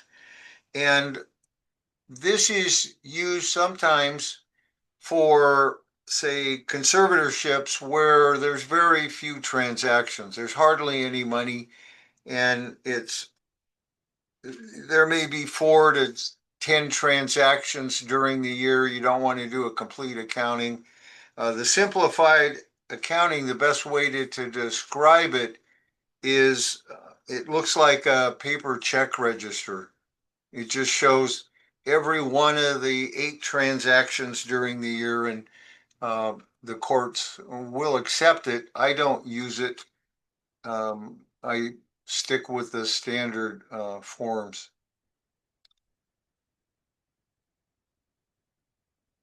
Okay, let me find my place again here. Okay, now we're on page 29 in the material. And what do we have here? Gains on sales. Okay, the single family residence was sold. So what we do is take the carry value for that asset from our inventory and appraisal, and then we take the sales price. And that sales price is the gross sales price on the escrow. And what you want to use when you're doing the court accounting is you have to use what's called the final closing statement. Oftentimes we'll get them in for tax or fiduciary accounting that says estimated or preliminary or draft closing statement. The one that you actually use is after the dust settles, and that was what the title company actually closed out the funds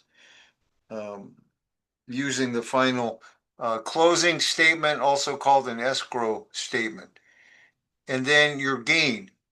So what we're saying here in this reporting format is carry value, okay, fine. Sales price, fine, from the gross of the escrow, and the gain of 19,000. Okay, that's a gain. Well, if you have any background in tax like I do, this is completely wacko. This is not the gain, because when you sell a house, you might have 4%, 5% of the total sales price going for closing costs. But in this fantasy for the courts, this is the gain, and we'll deal with that, and we'll cover the escrow closing costs later in this material.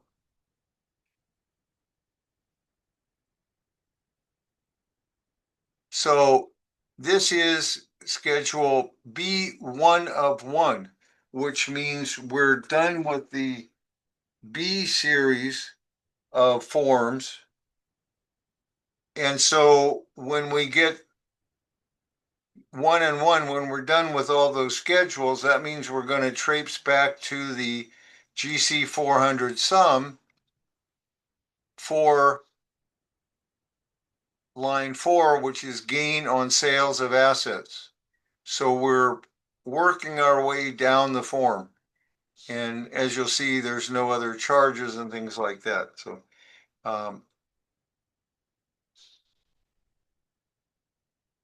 okay, so we have been working on income, and now we're going to go the other way. And by that, I mean, we've done all the income items based on the fact pattern, and we have total assets starting on hand and beginning plus all the income. We have our first total on line 7 of 1.4 million. Fine.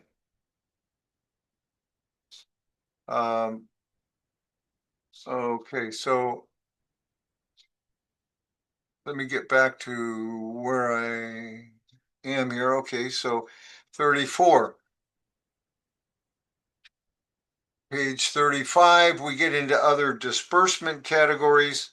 In this case, we have the care for the ward, care facility, list each of them. Sometimes you'll have in the bill from the care home other items like travel or things like that. You might include it in here or separate those out as other expense items. And in our Schedule C series of forms, we're on page 1 of 8. In page 31, we're going to be listing on this form general disbursements. We have the conservator fee, court costs, probate referee, appraisal, insurance, bond. When you're doing probate, guardianship, and conservatorships, you cannot pay the attorney or the fiduciary, the conservator or the executor, until you get court approval. So avoid that because you might get sanctioned from the court for paying attorneys or the fiduciary executor without the court order. But here, what we have is the attorney had advanced funds to file in Orange County Superior Court, and these are just reimbursement of filing fees. Generally, we don't reimburse during an account, and we wait for the judge to approve it. And then we have another miscellaneous expense, the probate referee cost. And the probate referee, the way you find these is there's usually around 5 or 6 people who are probate referees for your county. So do an internet search and say, who are the probate referees we're in Contra Costa County. So then you'll get the 6 names and that's how you locate them. However, that's only if you have not had one appointed already. When you got your either letters testamentary or your letters for guardianship or conservatorship and your guardian of the estate, the court papers that you receive will have your probate referee name printed on the form and you need to use that probate referee. So we finished we're in the Schedule C series, second page, living expenses. Just list what they are. The probate examiners told me that one time that it's good to describe what you're paying it for. So what you're trying to avoid is the implication or the appearance of impropriety that the executor conservator is doing things for their own benefit. So if there's let's say 35, an order of 35 sets of bed sheets, why did the conservator buy all that? Is it for their own use? And then you would list to tell the court that, the ward is incontinent. And so that's the reason. Or if there's some medical reasons, why did you put in a hot tub? Because the guardian wanted to have a hot tub? No, there was a medical reason for it.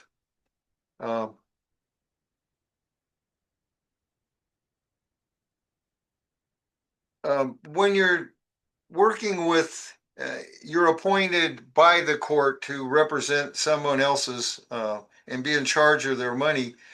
There are some tax forms, IRS tax forms you might want to become familiar with that'll make your life easier on the other responsibilities of filing tax returns. One of which is the IRS Form 56, which tells the IRS that someone else is responsible for this person's income and deductions and tax filing. And then another is sometimes we'll get cases in where there's been 3 or 4 years where the person was supposed to be filing income tax, they never did.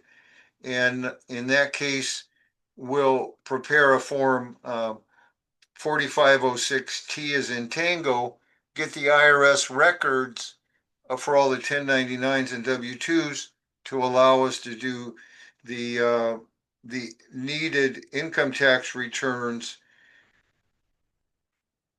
which is your responsibility.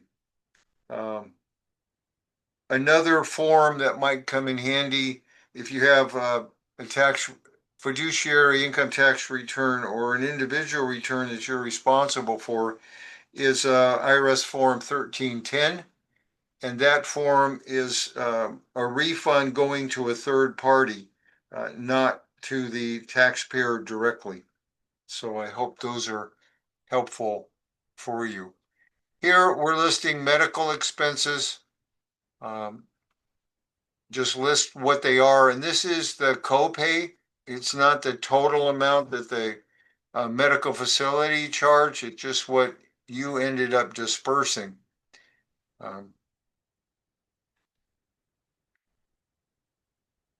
Okay, disbursements, property sales expense. As I previously mentioned, on the escrow, that there were closing costs that were not listed in the gain or loss computation. Now is where we get to report those.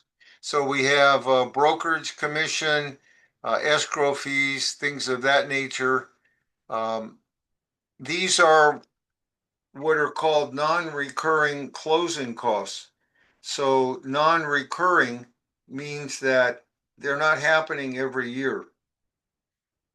And those are transaction costs. They would not have been incurred had we not sold the property. And you just pull those off the final closing statement. There are other expenses on the escrow, the final closing statement, that are prorations. And this is not part of the gain or loss. So if there were, let's say there was property tax due 5 months ago and it wasn't paid, then there will be a proration for property tax. That would go under expenses, not under property sale expense. And there are other kind of recurring closing costs that get spread around the accounting. Because there are so many forms, as I mentioned, 34 different types of these judicial council forms, I found a website at Riverside Legal Aid that has a sequence of 33 fillable forms all in one file, which may be helpful to you.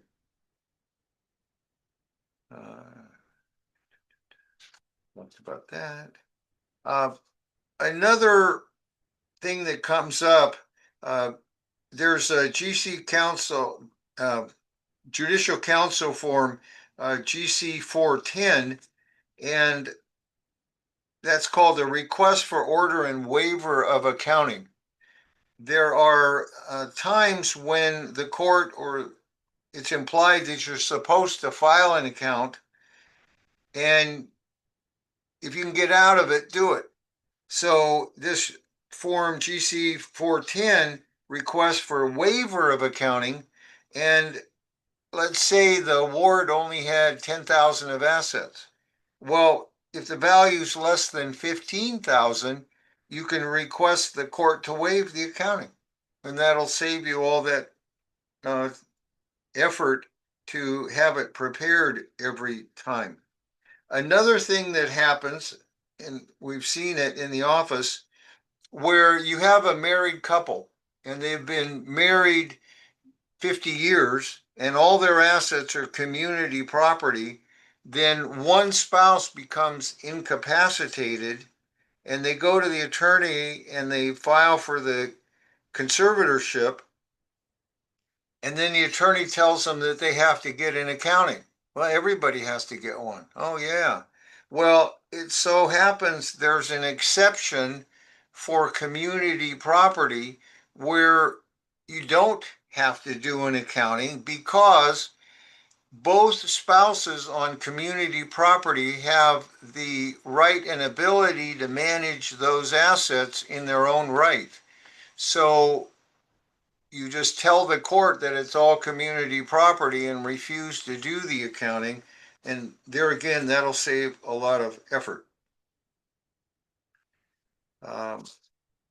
Some of the, I'm talking to the probate examiners who evaluate the fiduciary accounting about what are some of the common problems that they see in accounting. One of which is the forms don't balance. And they also need explanation for how it benefits the ward, and explain everything into the context of how it benefits the ward. An error is if you do accounting and include assets that you have no responsibility for. For example, if you have out-of-state rental property, it's not part of a California accounting. It's excluded by statute. Another problem that's encountered is bringing property in on the inventory and appraisal at its net value or equity value. You have $1 million house, $400,000 mortgage, and you bring the asset in as 600,000 equity. No, it's the total market value. Other problems that are breach of fiduciary duty, where the fiduciaries writing checks to themselves. See other items. I wanted to point out a reference book that might be helpful to you, and that is the Fiduciary Accounting Handbook. Okay, and this is a rather thick book. It's published by CEB, Continuing Education of the Bar in Oakland, and it is not where you learn how to do fiduciary accounting. This reference book, which is rather costly, maybe $280 for the book, is a reference book. So you have a transaction, and now you have the ability to look up how this unusual transaction should be reported. And I know the author of the book, Margaret Hand, and what she did, she's with a law firm in Orinda, California, and she took every kind of transaction she could think of and listed a recommended way to report that in on the fiduciary accounting. You can get into this material through the website store.ceb.com.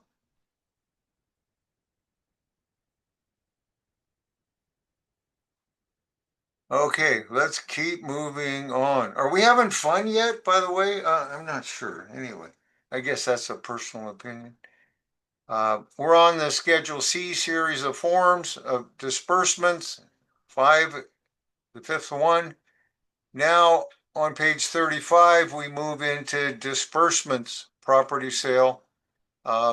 This is a different kind of property sale. There was something sold on consignment. That was the commission paid on that sale. The gain was reported somewhere else. The next form on page 36, we're showing disbursements for rental property expense. List them in sequence, separate them out by property. And we had seen a case once where properties were submitted on landscape paper and showing income and expense by each property in columnar format, and like you would for an income tax return, and the probate examiners kicked it out immediately and wouldn't process it. They said, first of all, they can't look at landscape paper, I guess, and then the columns didn't meet the requirement. So disbursements for rental property, in this case, is sequential.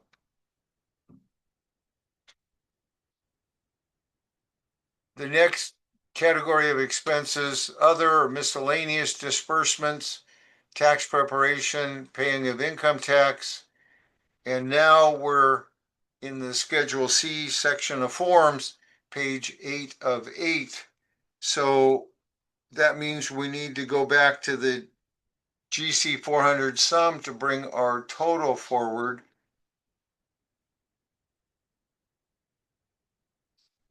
So let's do that. So we have 131,000 paid, and we're continuing down the GC 400 sum.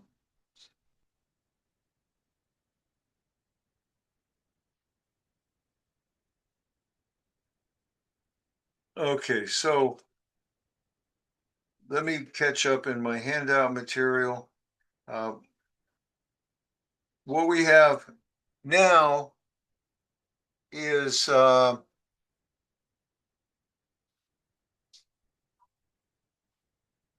it's like an inventory and appraisal. We're on page 39, and like we had inventory and appraisal in the beginning of the account, this is the one for the end of the account. List the bank accounts at their reconciled values, and then the non-cash assets, whatever non-cash assets are still on hand, listing the item number for each of the non-cash assets.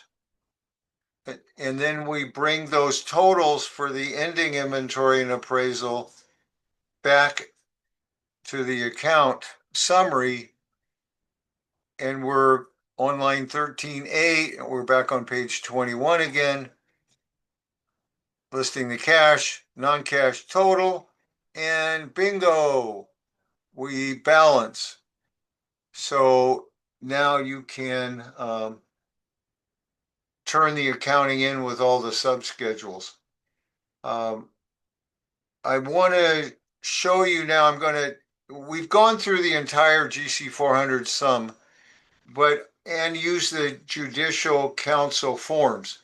But I want to share with you another format that you might like better for the fiduciary accounting. And that's like an Excel spreadsheet type of disbursement or fiduciary accounting. Some of the fiduciary accounting software will handle it in this manner. So realize I'm switching to a complete different format for fiduciary accounting. The top page is summary, and it's designed like a GC 400 sum. It covers the same sequence and balances. And when you're doing this type of accounting, you will necessarily need to, when you get done with it, you have to copy it over on the real GC 400 sum and put that on your top sheet. But the format is kind of interesting in that, okay, we've got the carry value, just like the judicial council form, receipts during the period. So what this account does is it has a different format. First, we're going to list all of the transactions chronologically through the entire year, every transaction chronological.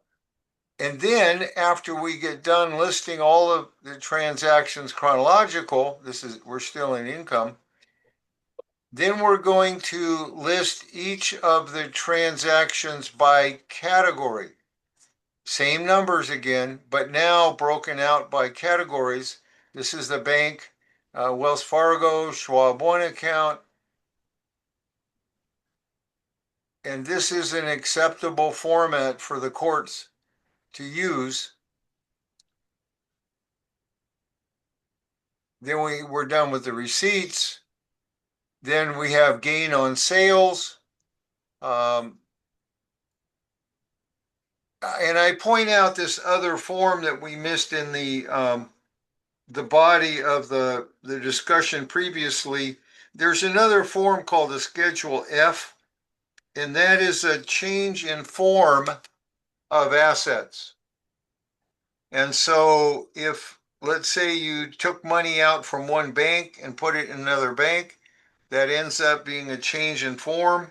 Another example of change in form of assets is, let's say there was a stock dividend where you had 100 shares and Apple gave you another 100 shares. So that also is a Schedule F transaction. There's no gain or loss on it. Okay, now disbursements. we're going to do the same thing. Chronological, all the disbursements during the year. Then after we get done with chronological, we'll show those by category. Here we have losses on sales during the period. We have a section for distribution to beneficiaries. And then, like the inventory and appraisal, we show the property on hand at the end of the account period. So in the end of the account, you need to bring in the fair market values. But it's a nice format, and you might like that format better. The other form that I made available for you is background information, training material links that I call the non-follow along handout. And in here, I have included from various court websites, other sources, how to do court accounting. And this is more on a alpha description that you can read and for understanding on the fiduciary accounting. And this is a very handy worksheet sometimes when you're looking for a probate code section based on a current transaction that you want to report. Now, where do I look up accrued interest in fiduciary accounting? And in this case, it helps you break it down between principal and income. But there's several, pages here for you as cross-reference material to the probate code. That might be helpful. Then we have a form, it's an Excel spreadsheet. It's fairly simple, straightforward, that we sell for $50. It's an Excel spreadsheet where you can use it as a basis for you're starting to do the fiduciary accounting and not using the judicial counsel forms. These are some examples in the handout. There's the order form. Then in that same handout, it's called handout number 3, I have included some checklists that I received from a local probate examiner on items that they use as a checklist when they're getting accountings in. So this is kind of a nice behind the scenes look at what they're looking for to knock your accounting out or to make helpful suggestions. So proof of mailing, market values. This is for conservatorships, the code sections.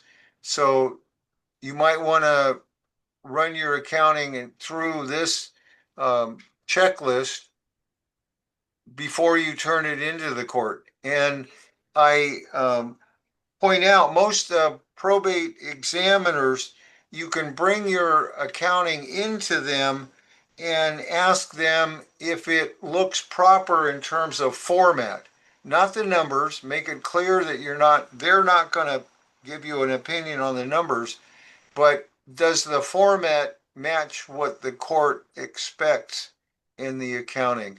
And that can be quite helpful. So at this point, I want to return control of the meeting back to Tamara, and she'll continue on with the petition that accompanies the fiduciary accounting when you turn it into the court. Okay, so I just brought you over to being the host, Tamara. Does it look like you've accepted the baton? It's I'm getting loading there. now. I'm getting there. I'm getting Okay, you're on. there. Thank you all. I'm back.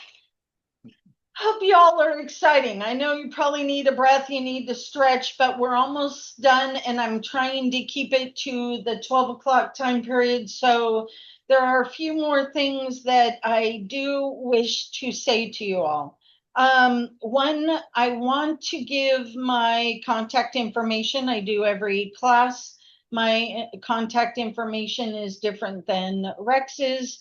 I do offer to CPA firms, law firms, and ProPers.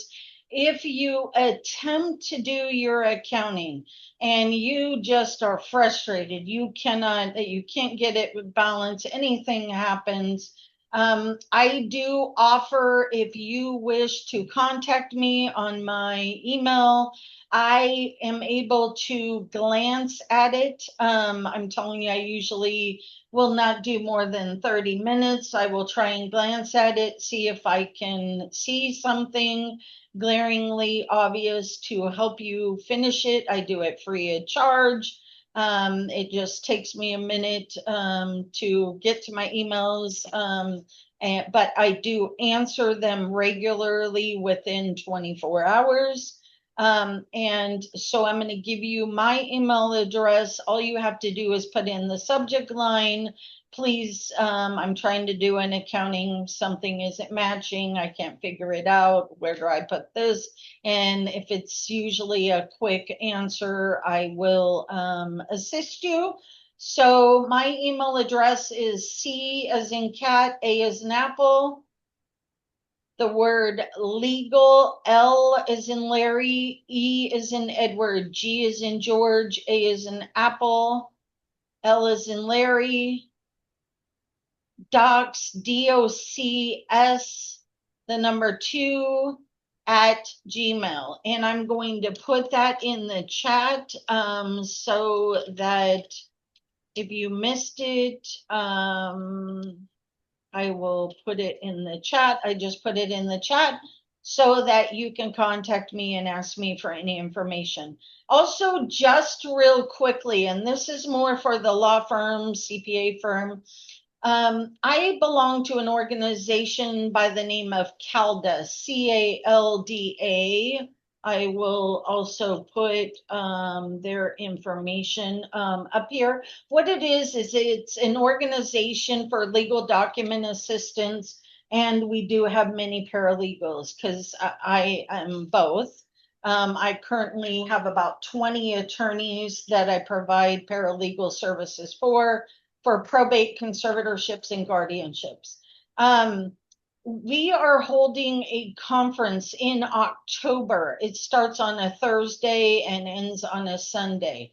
I myself am teaching a 2-day class. They are about 4 hours each day. I will be teaching a court accounting class.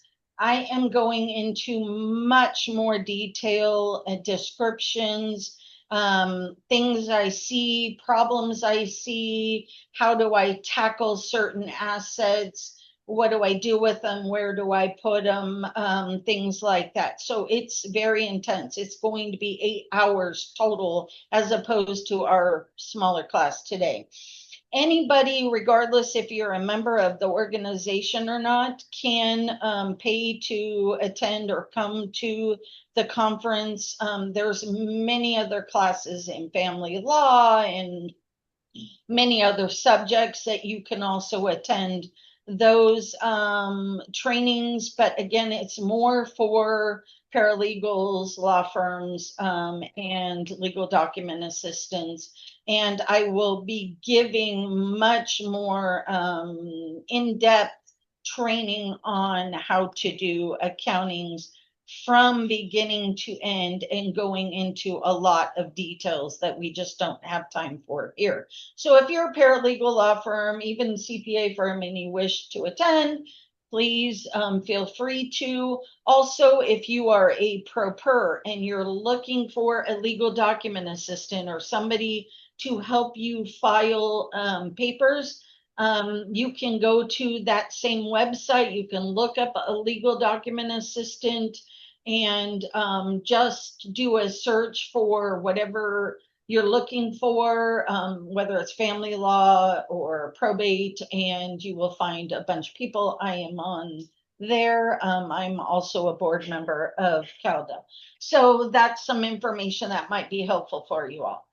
Okay, so I didn't listen to much of the accounting talk that Rex did, but I'm going to go into once you have your accounting completed, that is not the end. For a CPA firm, that would be the end because you wouldn't have the ability to prepare a petition. But I will give you what information and what the courts are looking for. I can tell you I've done thousands of accountings, and knock on wood, I haven't had one rejected yet. So I'm pretty proud of that. And I'm usually able to figure out, sometimes courts come back and say, hey, we'd rather it on this schedule than that. That's a simple fix for me, and to slide it around. So if something happens like that, again, I cannot give legal advice because I am not an attorney, but I am a C-Tech, and so I'm able to give tax, and that helps with accounting stuff. So I can help in that direction. To submit an accounting to the court, this does not include trust administration. When you're just serving the accounting to beneficiaries or heirs, this is particularly probate, conservatorships, guardianships. You cannot just submit an accounting by yourself. The courts do not take it that way. You have to come up with something that you attach that accounting to. That something is called a petition. The petition I'm going to show you today is particularly conservatorship petition. The probate petition is different. The guardianship is very similar to the conservatorship petition in that you would just switch the words being conservator to guardian or conservatee to minor, something like that. So I have my screen up here. Hope everybody can see. I'm going to go through what the petition would look like when you're submitting an accounting and asking for court approval. So it starts, it must be on pleading paper. If you don't have pleading paper, you can go on the internet, do a search, type in pleading paper, and it will give you a blank template that you can use and start typing in. Up top here, you're going to follow the same format as the inventory and appraisal where I was stating your name. If you are not an attorney, do not give this information. This would only be for a law firm. You would put your own data up here. So name, address, phone number, email. I know email is the way the court contacts you. So if they have to give you a notice, send you confirmation, change the hearing date, anything like that, they are looking for an email address. So be sure, to put it. And I laugh because sometimes people create wild email addresses, and don't be shy about it. It is what it is, right? But use your email address. That is your contact up here. Attorney for, right here, you would put, again, your name. This is different. It's filled out by a law firm. So whatever your name is, you would put conservator pro per. Pro per means you do not have an attorney. They also use the words pro se. You would use the information that follows your form. So again, you're going to change this a little bit if you're preparing it yourself. You want to list what county the court is hearing this. Again, please realize every county can be different. I'm in Northern California, but I do a lot of work down in Southern California, San Diego, Los Angeles, Orange, counties like that. The counties, even though they should be the same, courts should be the same, they are not. They do things differently. I find that the Southern county courts seem to be easier. They give me more information. I'm able to log on. When they reject something, they're a whole lot more helpful in why they're rejecting.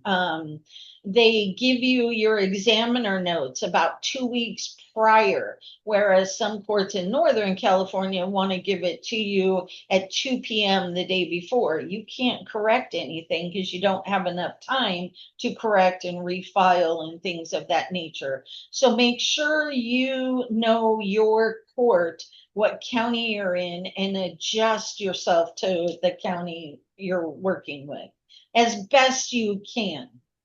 So again, we have county here. You're going to follow the format again that was on the inventory and appraisal. What is the caption? In our case, we have a conservatorship of the person and estate. If you're only a conservator of the person, you would not do an accounting.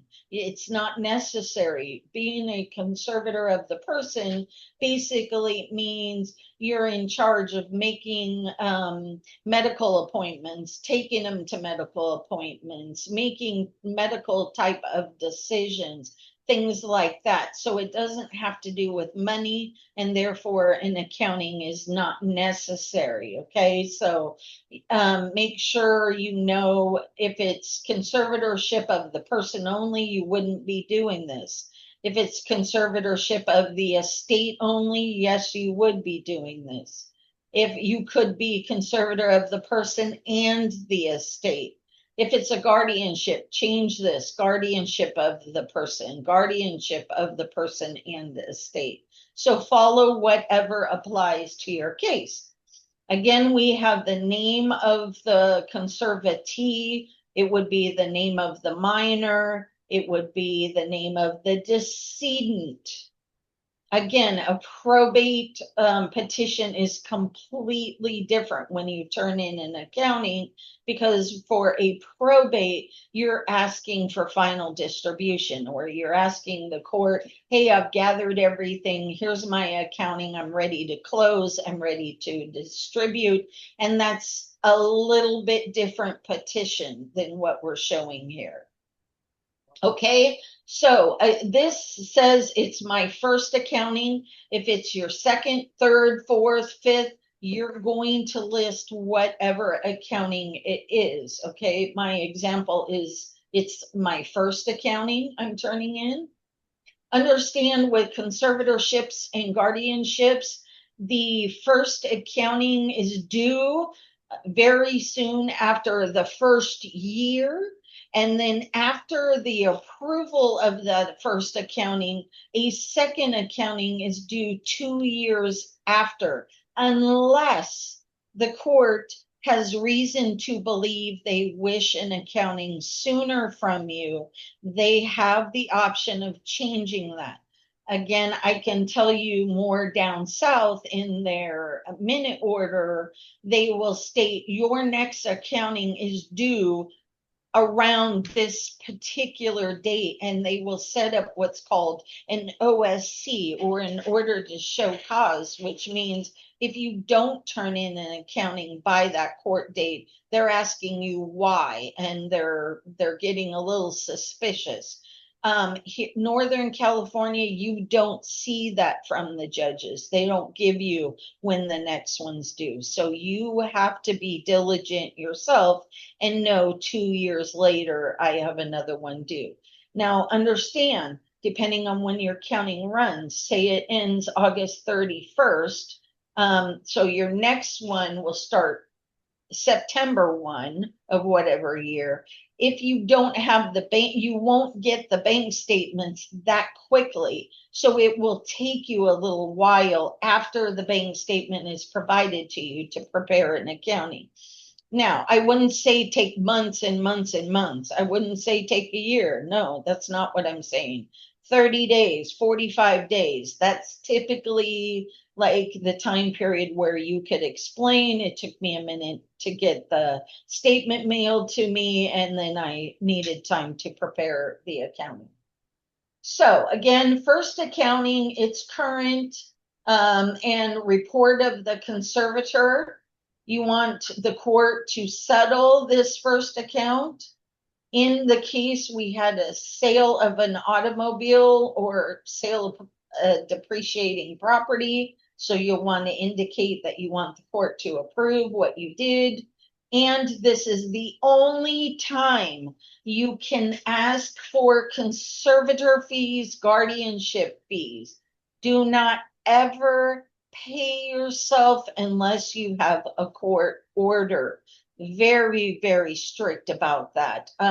You cannot pay an attorney prior to getting permission from the court for those fees. Now, I do see a lot of times people say, well, how about if I, as the conservator, use my own personal funds to pay the attorney and not the conservatee's funds? Okay, that's fine and correct. You can do that because you didn't. But the courts really don't like that either.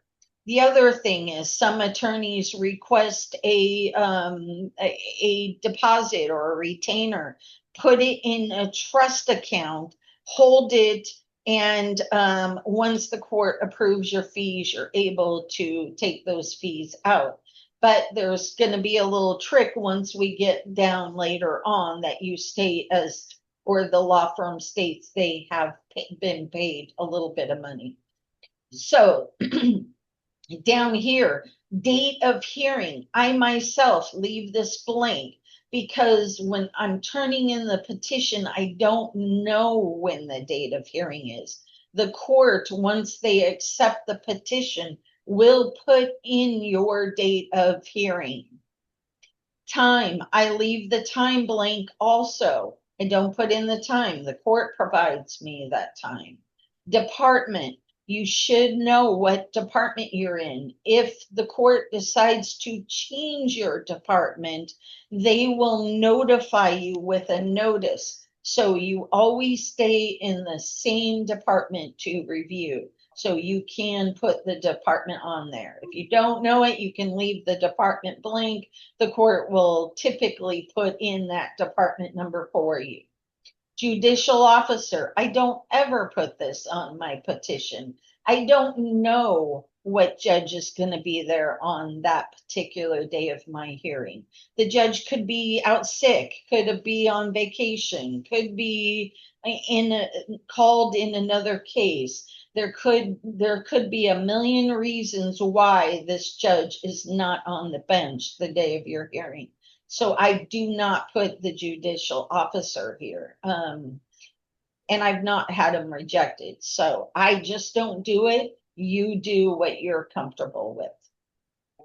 Okay, you're going to start it off. Petitioner, I switch mine around a little bit. Also, I typically start off with the person who is in charge. So I'll say David Lowery. I myself do this a little bit different. I'll put quotes and just say from here on out, I may call David Lowery just the conservator.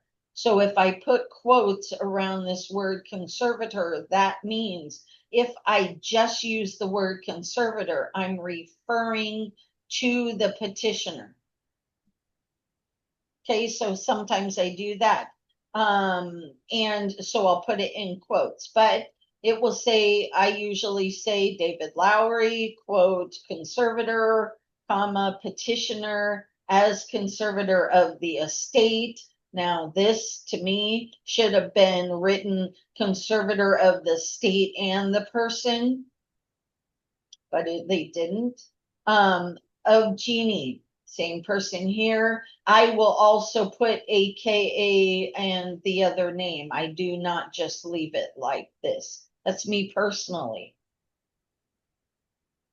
Again, realize with accountings, you may see them look a little different. There's no exact way they must be done except for the GC 400. So the way I do things and the way you do things might be a tiny bit different. It's okay. It doesn't mean I'm right. Doesn't mean you're wrong. If the court takes it, great. So the conservatee, he is presenting for settlement What I typically do is copy this entire caption up here. And I will repeat that right here. I will put the petitioner respectfully states. So remember, when you're submitting documents to the court, your papers must stand on their own.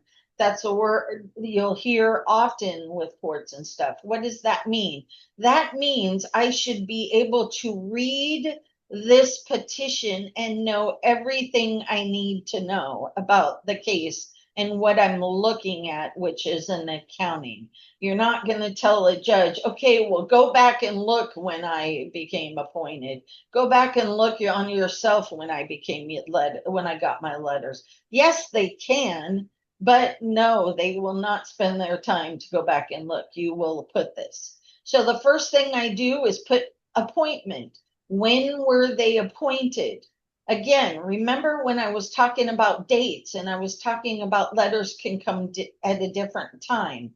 So in this case, the hearing and when the court approved the conservatorship, guardianship, probate, whatever, was on this date. So this is the date of my hearing, and letters were issued a different date. It's okay. It happens all the time. You just must say, because there's a difference in the order and the letters. The order is when you took control of assets. The letters is what gave you basically the real authority, so to speak. At all times since his appointment, he is still acting as the conservator. Number 2, inventory and appraisal. Get back to my famous inventory and appraisal. An inventory and appraisal was filed on this date, showing this value. So remember my example, I'm going to switch to it real quick, of my inventory and appraisal. I only had this number. That means the probate referee gave value and put a total here, and that total is what I'm carrying forward to down here of 134225859. I'm telling the court. Okay, period of account, very important. I'm going to tell the court my accounting began on this time period and ends on this time period. Now, if it's your second account, you will change that to be what's your second account period. Whatever your account period is, state it here. I do things a little bit different, that I almost copy the GC 400 form.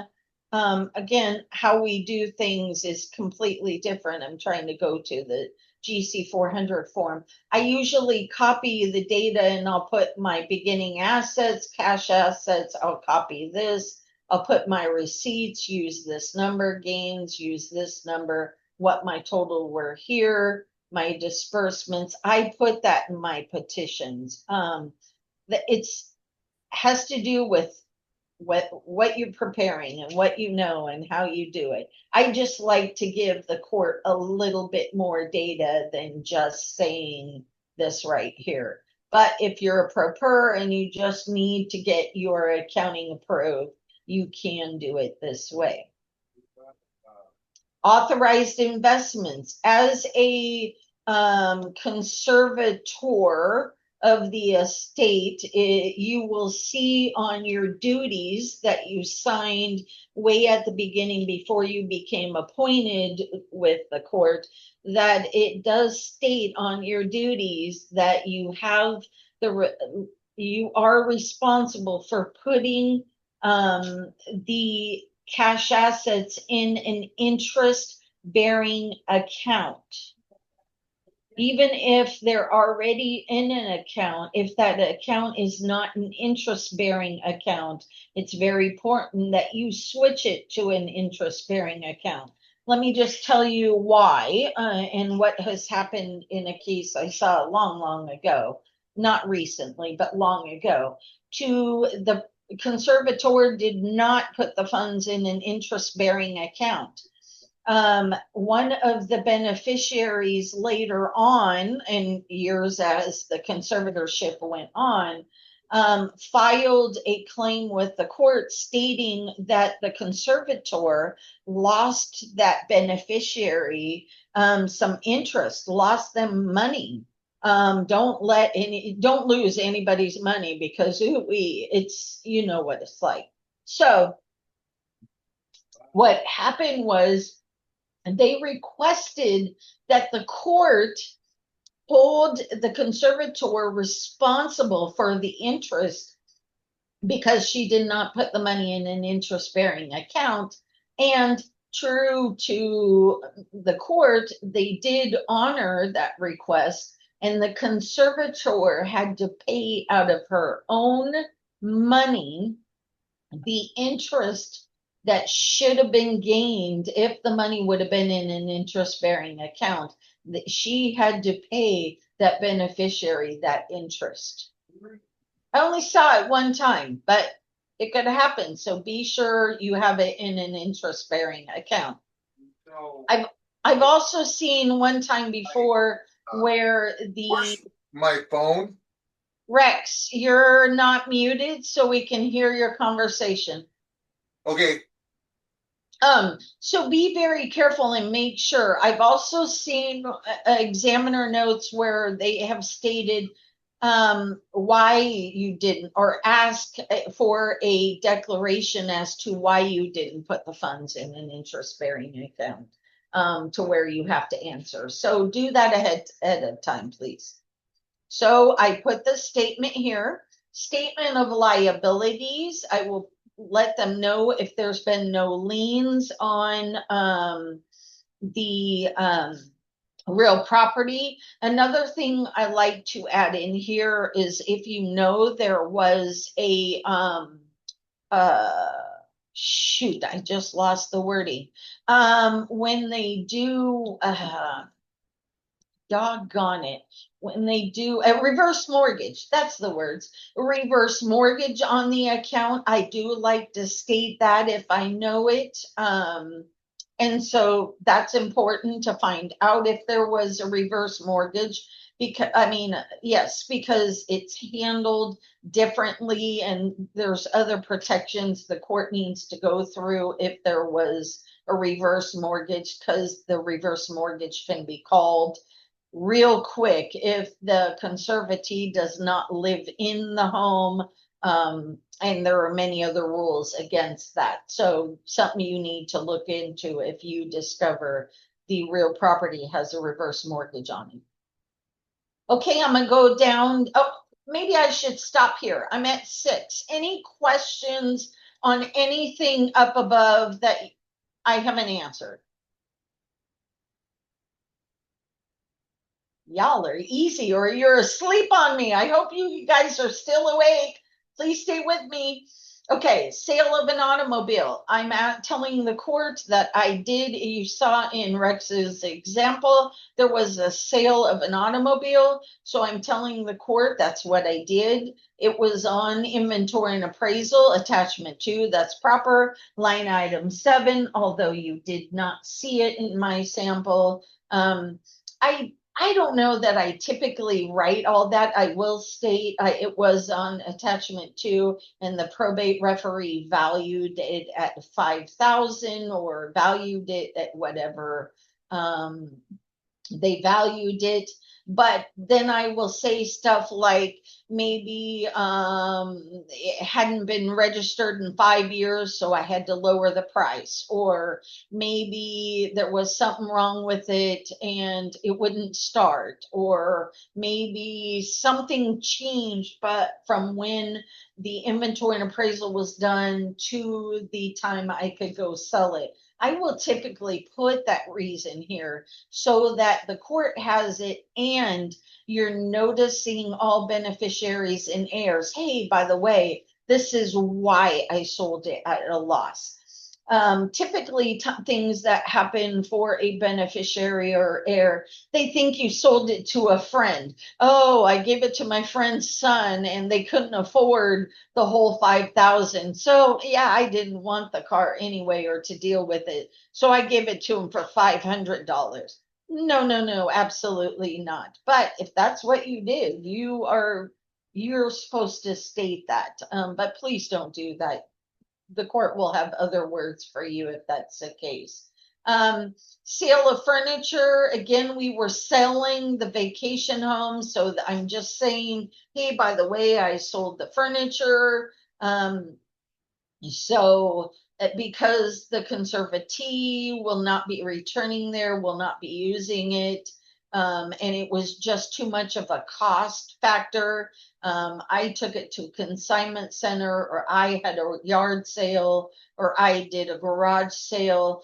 And many people ask me, what happens if the furniture is just not worth 2 cents or not even worth me spending the time having the garage sale, or it's just old, or say it smells like dog, or it's just falling apart, or it's just not worth anything. It is okay to say that you took it to the dump because it just did not have a value.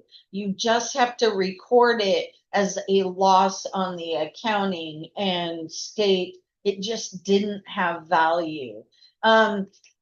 Typically, before that should be done, if I was the person, so I'm not giving legal advice, I'm saying if it was me, I probably would have a list of items like, say, sofa, dining table, things like that. I would send that list of items to all heirs or potential heirs and maybe state to the potential heirs, hey, these are the items I have. I don't feel they're of much value, but if anybody wants them before I discard them, please, I'll give you 30 days, 2 weeks, whatever it is. Please let me know and you can have it. Don't just discard it because it's not worth anything to you. Maybe an heir or beneficiary would like it anyway. Maybe even though it's a little worn, it's good enough for them. If I give them the option first and nobody responds to me, then nobody can come back to me later and go, I wanted that, or I needed it, or I could have taken it, or something like that. So I would also state on my petition, I issued a letter to all heirs, beneficiaries, whatever, or all the family members. Nobody wanted it, so I then took it to the dump or something of that nature. That's the way I would do it if I was handling something. But how you do it, if you have an attorney, follow their advice. If you do things, it's your decision, right? The courts have given you that decision. So, sale of real property, I'm going to, in a conservatorship, anytime you sell real property that's in a conservatorship, it has to be court approved. So it's not up to you to just go sell property. But in this case, the vacation home was sold. I will list whether it's sold at a gain or a loss. So how do I know if it's a gain or a loss? I don't know if Rex went through this, but if the inventory and appraisal, if the probate referee lists the vacation home at 500,000, and then escrow sends you back the final escrow statement, and the house actually sold for 485,000, then you have a loss. If it sold for 525,000, then you have a gain, right? You get the difference. You're always trying to figure out, is it a gain or a loss based on the inventory and appraisal value that was given by the probate referee. That's how you can tell if it's a gain or a loss. Any questions real quick on those 3 items? Okay, I'm moving on. additional bond, or sometimes I don't even list additional bond. I will just state bond. I will state at the time of appointment, the court set the bond at $20,000. But I do have a house sale now, and I myself I have not ever seen it. I heard at the beginning in here that law firms, they do it. They have the person increase the bond. I'm just saying, I don't see it in all the accountings I've done and petitions. I have not really had one who they took it upon themselves and increased the bond.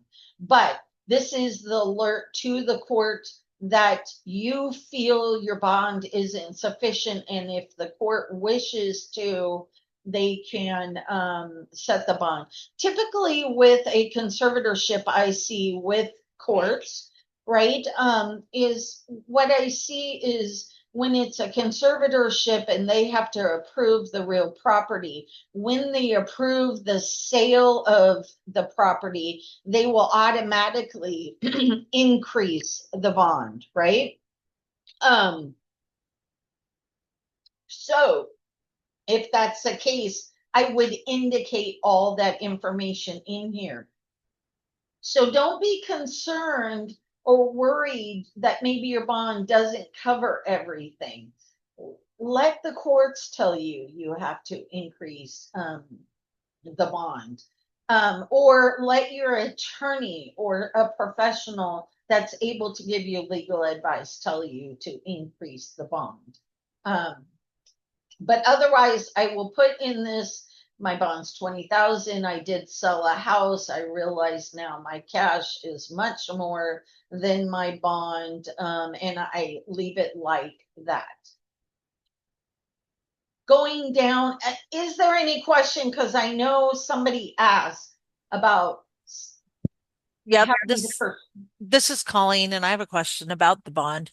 First of all, I just want to clarify, is the bond based upon just the cash assets or also the non-cash asset value? It could be both. It's depending on the court, depending on what they feel they need to protect. And do you live in the state? Do they have jurisdiction over you? There could be a million reasons. The judge does what the judge does, honey. It's not a real fail-safe answer specifically about one thing or another. Okay, because we haven't, she's going into the fifth accounting, and we haven't sold any assets, but every single time our bond keeps getting increased. So you said you aren't seeing that, but I'm telling you, every time we have our bond increase. Also, and that's why I wanted to know, was it just on the cash assets? Because actually her cash assets are going down because we have to pay all these attorney fees, accounting fees, court fees, etc. every 2 years. So by the time we go through an accounting, it's about $10,000 out the door every other year. Her non-cash assets, of course, like a home, keep going up in value, but her cash assets keep going down, but they keep asking our bond to keep going up. So that's why I was asking that.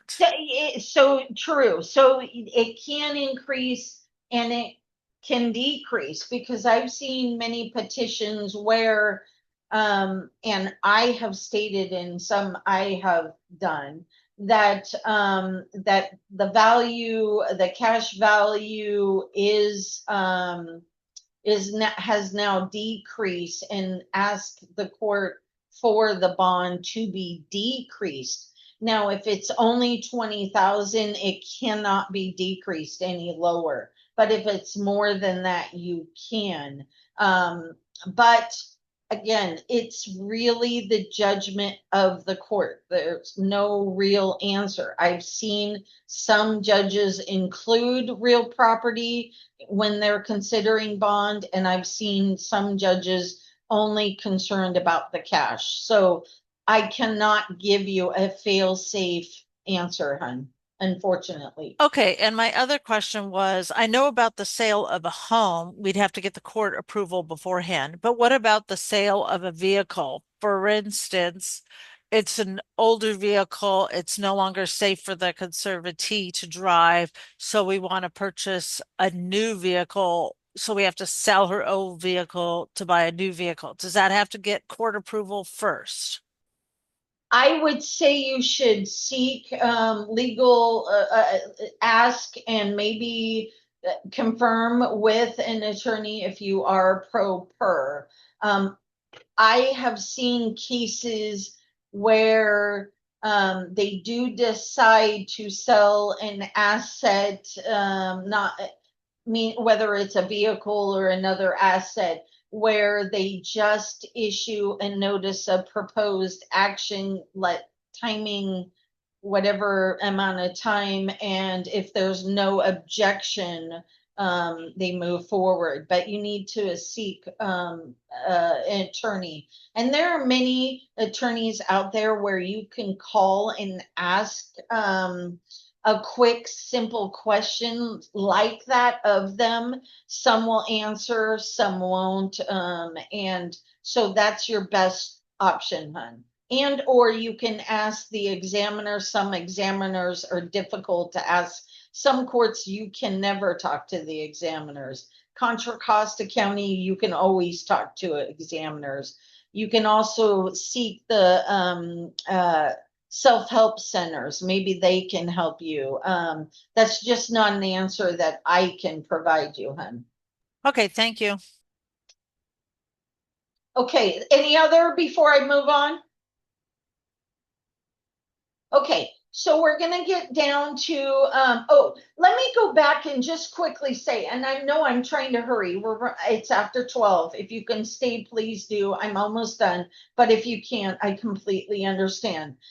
Realize if you're gonna drop off, you can always come back. The class, take the class again. The data is very similar. I may give different examples, but all in all, it's all gonna be all the same materials, but you are free to leave because I do realize it's after 12. When it comes to doing the petition, I forgot to mention, if there are certain ones on the petition that you would not include. For instance, if you did not sell the automobile, I'm on number 7 right here. If I didn't sell an automobile during the time period, do not put this on. Don't, please skip it. But when I state certain things that you can skip, I had people come back and go, well, I skipped a whole bunch of stuff. They skipped 5, they skipped 6, they skipped. No, no, no, no. I'm only talking little things like if you did not sell an automobile, do not put this here. If you did not sell furniture, do not put that in your petition. So 7 and 8 are optional. 9 is optional. No other number within this petition is optional. Again, there was somebody that asked me earlier about diamond jewelry or a bunch of jewelry that somebody believed might have. Instead of number 7, where you have a sale, maybe you put jewelry that has been questioned, or you put jewelry and you state, I have gone through all of the conservatees or decedents' property. I did the only things I found, I recorded. There is nothing I have found that has led me to believe there is any more jewelry than what I've reported. That's your opportunity to tell the court ahead of time when you know somebody's questioning something and you know you didn't have it there or you didn't see it. Again, use this petition right here to state facts you want the court to know and you want your potential heirs or beneficiaries or whomever to know. This is your form, and you're going to ask the court later on in the prayer to approve what you're doing. Once this gets approved, your liability towards the beneficiaries or heirs decreases exponentially unless you have falsified the data. And then, of course, that's always contestable, okay? So again, 7, 8, and 9, optional. Nothing else on this form is optional. So we're going to bypass the bond. We discussed it. No affiliate relationship. Very, very important you state this. During the account period, the conservator has not hired a member of the family or anybody related to the conservator. You would write this if that is true. If you did hire a family member to help you do anything, remodel the kitchen before you decided to sell, it's okay that you did it as long as you're upfront, honest, and you state you did it. Here is the kicker. You have to establish and report to the court. You did not pay that person any different than you would have paid a professional that was not a family member. Maybe you paid them less. That even looks better for you. But do not pay them anything more than you would have paid a professional. A very quick example I always use in my talks. Say, for instance, I'm a conservator. The home is in a homeowners association where the landscaping must be kept pristine, right? So my landscaper calls and says, hey, by the way, I'm going on vacation to Hawaii for a month. I won't be around. I'm going, oh, Lord Jesus, I've got to get somebody else in there, right? Homeowners association will have a letter to me instantly. So my son's home from college. I go, hey son, I need you to do me a huge favor. Do me a favor, go over and mow this lawn, right? Because it doesn't necessarily take a professional, but go over, mow the lawn, do your best. And I typically pay the gardener $50 every time he comes out. But I know you need books for college. I know you need this. I know I'm asking you in a rush. I'll pay you $75 every time you go. Guess what's going to happen? Girl, you're going to pay back that extra $25 an hour. I guarantee the courts will catch it. They will see it. They will question it. But if you did it, you have to state you did it. If you did it already and you're doing the petition after the fact, it's too late to put the money back and correct it and do all this and that. Just don't panic. The court, you can say, Your Honor, I'm going to pay back the difference, whatever it is. Also, a lot of times, probate. I had a probate proper who was the administrator. His wife was the real estate agent. There's nothing wrong with using the wife who's a real estate agent. You put it here. My wife was a real estate agent. I used her. As long as you didn't pay a higher commission or anything like that. The only trick I will tell you that I've seen is if you state your wife is the real estate agent and you have a loss on the sale of that property, the court is going to try and possibly determine if your wife sold that property to a friend at a low discount rate because they were a friend. If that kind of funniness goes on, that's a little bit of trouble. So careful on, what you're doing and who you're hiring and what you're accepting. Do not spend the conservatorship or the guardianship money, which you can't spend guardianship money, but don't spend conservatorship money freely as if it's an open bank account for you. You're accounting for every single dollar and you're responsible for it. So if you misuse funds, you're going to have to likely pay them back and you could be removed. I'm saying could be, but so be careful when you're using the funds that you're paying properly, okay? Even though I know you're tempted, well, I really needed him, I couldn't find anybody else. You better tell him all I can pay you is the $50. Is that clear on that part? Got it, got it. Okay, moving down, conservatorship compensation. The only time you can ask for compensation is when you do a petition. Now, you state approximately how many hours you provided conservatorship, what you did. You visited the facility at least once a week. You made sure mom was receiving proper care. Her personal needs were met. You provided diapers and care and things like that. You paid all her bills promptly. You were frugal with her money. You marshaled all the assets. You're telling the court basically what you did. You also arranged for the sale of the automobile because she could no longer drive it. Somebody asked me this question a little while ago. Your answer might be right in here. Listed it for sale. Listed for sale the Palm Springs vacation to raise money for her care. Rented out the Newport Beach home. Fabulous. That's what you're supposed to do. So on and so forth. The conservator has not been paid. Conservator requests $500. Now, understand that a conservator can request as little as they want because that's their mom, or up to a reasonable fee. Now, some counties, Contra Costa counties, in their local court rules, do list what they feel is like the most a conservator should be paid per hour. Right now it's 75. It used to be 50.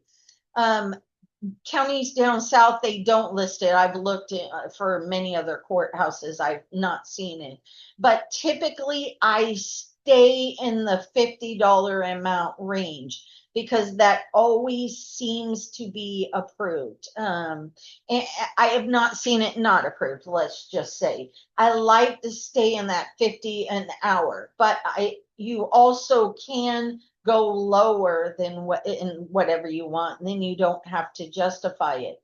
But I also will turn in a spreadsheet that will say how many hours spent visiting the facility. I'll attach it as an exhibit, and I'll say the fee is $50 an hour. And it typically goes, I haven't had one not go through at 50. When you start going up to a higher rate, the courts can look at it. They could still approve it. I'm not saying they won't, but I like to stay at the $50 an hour rate. Some conservators waive so I'll put in here, they spent all this time, what they did, and I'll put conservator waives compensation. You can also do that. You don't have to collect a fee. Attorney, if I always include this is the only time the attorney can be paid. An attorney has to do a declaration. An attorney turns in an exhibit with their time, what their rate was, what they did, so on and so forth. So the attorney would complete this petition and fill out what their rate was, etc. If you don't have an attorney, I still put attorney's compensation. Conservator did not retain the services of an attorney. And that's all I'll put there. Going down, veterans benefits, must put this on here. You will state whether your conservatee is receiving any veterans benefits. And this would even include, say, for instance, there's a VA loan on the house. I always include that. I don't see it often, but you must include whether they are or are not receiving veterans benefits.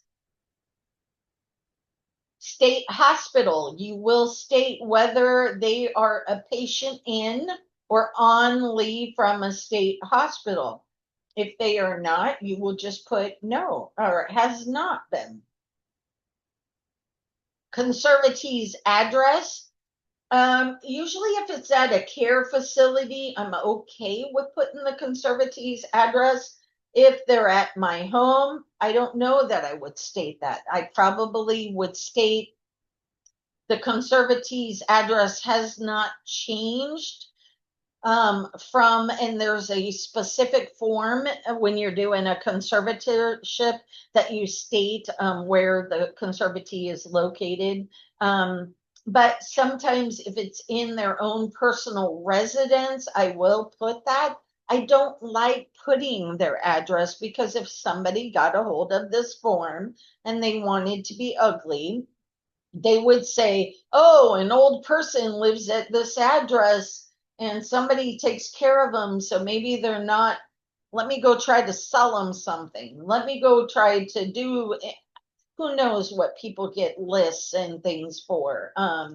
So be careful. I'm very careful on listing an address, especially if they're at home. Account statements. You must submit the account statements, your first account all the way through. Sometimes my account statements are crazy because, again, I'm doing an accounting right now where I have 23 different bank account and brokerage accounts. It's going to be very long, all the statements, because it's a 2-year accounting. And so I have to list every one of them.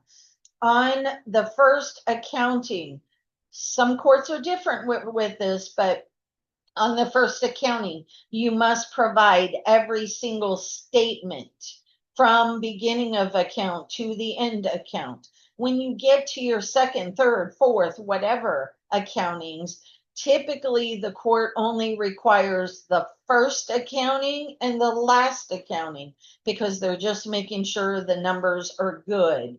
So be careful, understand whether you're submitting one or the other. To submit this count statement, it is a separate cover page. What do I mean by that? What I usually do is see this cover page right here. I will mirror it, but in this, I will put confidential bank statements. And then in this, I have nothing but the words confidential bank statements. And then I will attach my bank statements behind this piece of paper. One, it gives the spot for the court to file. Two, it tells the court they're confidential, meaning they're attached to your court case within the court's system, but no one besides somebody like an attorney or a judge or somebody within the court is able to gain access to this information. So no one, including myself, can get a copy of bank statements, okay? Do not ever attach them to this petition. One, the courts will flip out on you, but two, this is public information. So now attaching bank statements, you've just given everybody in the world a copy of your bank statements, the account number, how much money is in there, so on and so forth. Please don't ever attach your bank statements to this petition. They must be separate and listed as confidential. Any questions there? We're getting almost done. Perfect. Capital changes. Capital changes. What does this mean? Basically, capital changes are, say, for instance, I have a brokerage account stock portfolio. Say there's times where you get a brokerage or stock portfolio who will split a stock or who will change a stock name or sell it and then rebuy it just because it became a different stock name, something of that nature. During the COVID time, we all know COVID, during the COVID time where there was a huge collapse of the stock market, I listed in here that my market values have collapsed due to COVID or something like that. It just is me notifying the courts that I realize my stock portfolio is now crashed, and not worth what it was a while ago. But most of them went up by now, so you won't have that or see much of that. But if there is a change, I note it. If there has been no change, I state there's been no change. Statement of liabilities. Sometimes if I know there is a mortgage on a property, I will state how much that mortgage, how much is left. And in the case, it does bear interest and what the interest rate is. It just helps everybody to understand, okay, there's a liability on the real property. It's not free and clear. And so if the value is worth 500,000 and I have to sell it, a beneficiary doesn't think in the end the net is going to be that 500,000. If there is a mortgage of 200,000, right off the top, the mortgage gets paid, that only leaves 3. It's just helping people understand what they're looking at and what the estate value is or the conservatorship value. Request for special notice. This is very important. Please understand, if you're a pro pers, anyone can pay $40 and file what's called a request for special notice on your case. That what that means is that if I file this request for special notice, you must deliver to me a copy of everything you file with the court and many other things. So you will know, because you will receive a copy of that filed request with the court, that somebody has filed a request for special notice. If they have, you must put their name and address right here in this spot. Otherwise, you will indicate no request for special notice has been filed. All right, we're working on the prayer. Understand what the petition does. It tells the court everything that happened in the accounting. Now we're getting down to the prayer. What do you want the court to do with this? So right now, I'm, as the conservator, I apologize, am praying, and you always respectfully pray, to the court that they do the following. 1, I want this account approved and settled. Typically, I don't put mine this way. I put that this account from March 8th, 2012 to March 7, 2013 be approved and settled. I put my accounting period in here. I put that all the acts that I've done are approved. What does that mean? The sale of the house, the sale of the car, the sale of whatever, everything I've done, please prove that I did it. Meaning you're taking the liability away from me. The court is now saying, I approved her selling that car at a lower value so that a beneficiary, potential heir cannot come back later and say, hey, wait a minute, she sold it for cheap, I didn't approve of that, blah, blah. Once the court approves it, guess what? You have a big fight if you don't like it. I'm asking the court to approve the sale of the automobile, approve the sale of the furniture, approve the sale of, okay, we'll stop there. So anything I sold, want the court to approve. Again, if you do not have a sale of an automobile, sale of a furniture, sale of a house, please do not put these here. It doesn't apply to you. Skip from 2 and go down to your next number.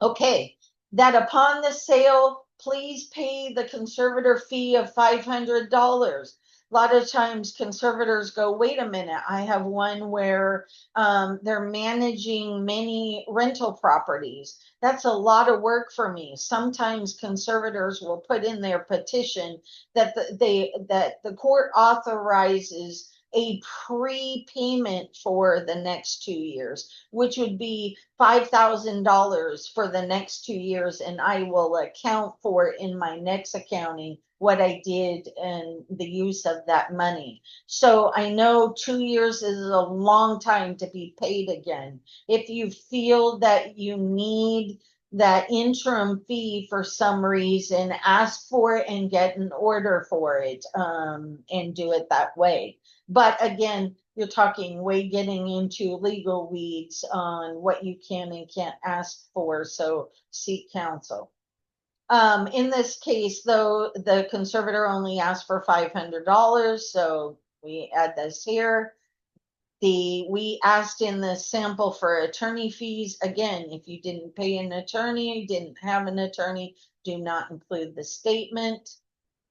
And then anything else that the court deems, I always include the sentence, always, always, always. So I'm saying respectfully, court, anything else that you want to grant, you grant it. Then it's dated.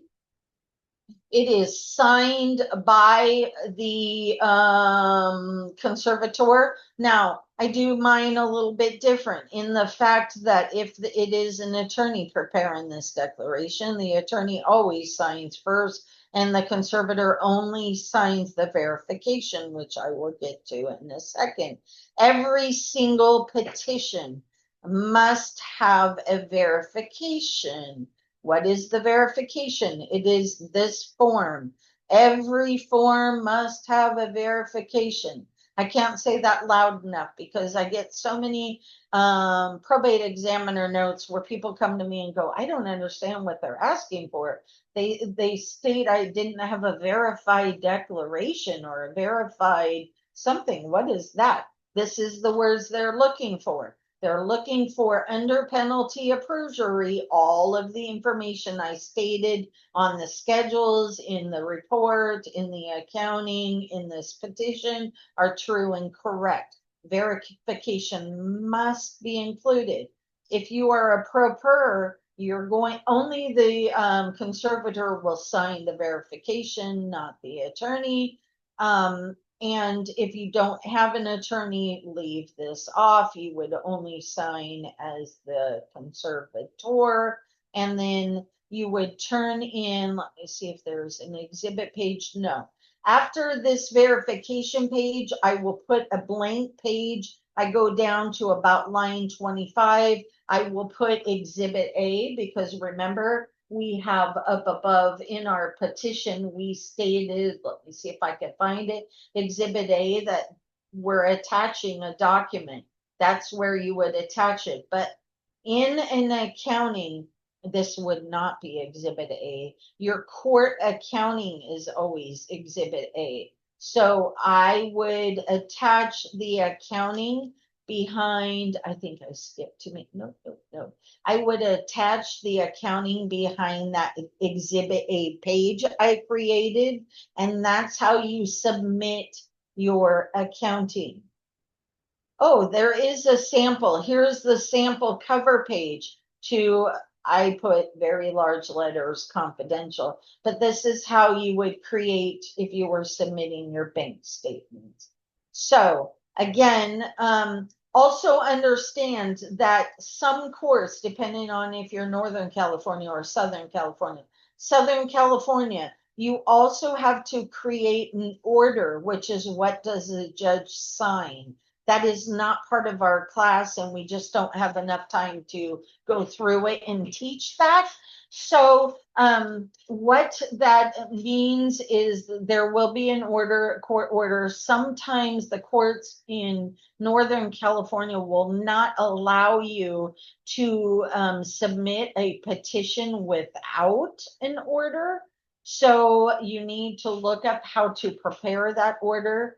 But if you're talking down south, and I'm specifically talking about LA County, they do not you cannot file an order prior to the court hearing and the minute order being issued by the court. And then what I do is take a copy of that minute order and I create an order after the fact, and then you turn that in and the judge signs it. So please make sure you figure out what your court does and accepts, and then follow that direction. That is all for the class. Is there anything you have questions on, I didn't cover, you wish me to cover? Again, please, if there's, you can take this class as many times as you want. Maybe you need a refresher later. Maybe, we only offer it about every 2 months during the during tax season. A lot slower because many of us prepare tax returns. So it's we do not hold classes, but you can take it as much as you want. You can refer others to this class. All they need to do is contact the Contra Costa County Law Library like you did and sign up for the class, and then they provide us a list of everybody who wishes to attend and what they do. Bonita, hun, I see your hand up. Thank you. What do you have for us, hun? Yes, ma'am. First of all, thank you so much. This has been very, very helpful. I just wanted to ask if the NC 356, the receipts for deposit in blocked accounts, if those are submitted with the inventory and appraisal, or if they're submitted separately. Honey, you would seek legal advice, Okay. please, to confirm. But if it was me, myself, and I needed to file something like that, I would submit it separately. Okay. Because it really has nothing to do with an inventory and appraisal. Well, it refers to box 8. Yes, you're only stating on there so that the court knows that they're looking for those assets, but it really still has nothing. The Okay. forms don't coordinate with each other. Okay. All right. Perfect. Thank you. Any other questions? Any other comments while I have you guys that we could make it better, different? You didn't like something. Maybe I talked too much. Maybe Rex talked too much. Anything you want to comment to help us with? Nobody? There were some So really good. helpful, there were some really helpful things in here. I would love to see a separate training for probates. We don't do guardianships or conservatorships, and this was heavily focused there. Yes. There was a lot we could pull into what we do, but I would love to see a training like this focused on probate. And honey, unfortunately, we don't do that. It's just not offered. If you are a law firm, the only way you will get that, again, I'm teaching the class for CALDA and the legal document assistants, paralegals. You can possibly get it through there. Otherwise, I really don't know of a class that teaches it for probate. They're just not out there, sweetheart. I could teach it because I do them every day, but there's no request. Maybe if you made a request to the Contra Costa County Law Library, they could add that section in, but for right now, it's only on the conservatorship guardianship son. Because, and keep in mind, when Judge Sugiyama, who is retired, decided or asked myself to conduct if I would be interested in volunteering for a class like this, it was because the courts found at that time that they had the hardest time getting conservatorships and guardianships accountings approved. And so that was his focus, and that's how the class started. But it doesn't mean you cannot make suggestions, honey. I want to say thank you so very much. It was very informative. However, my computer went down for a bit.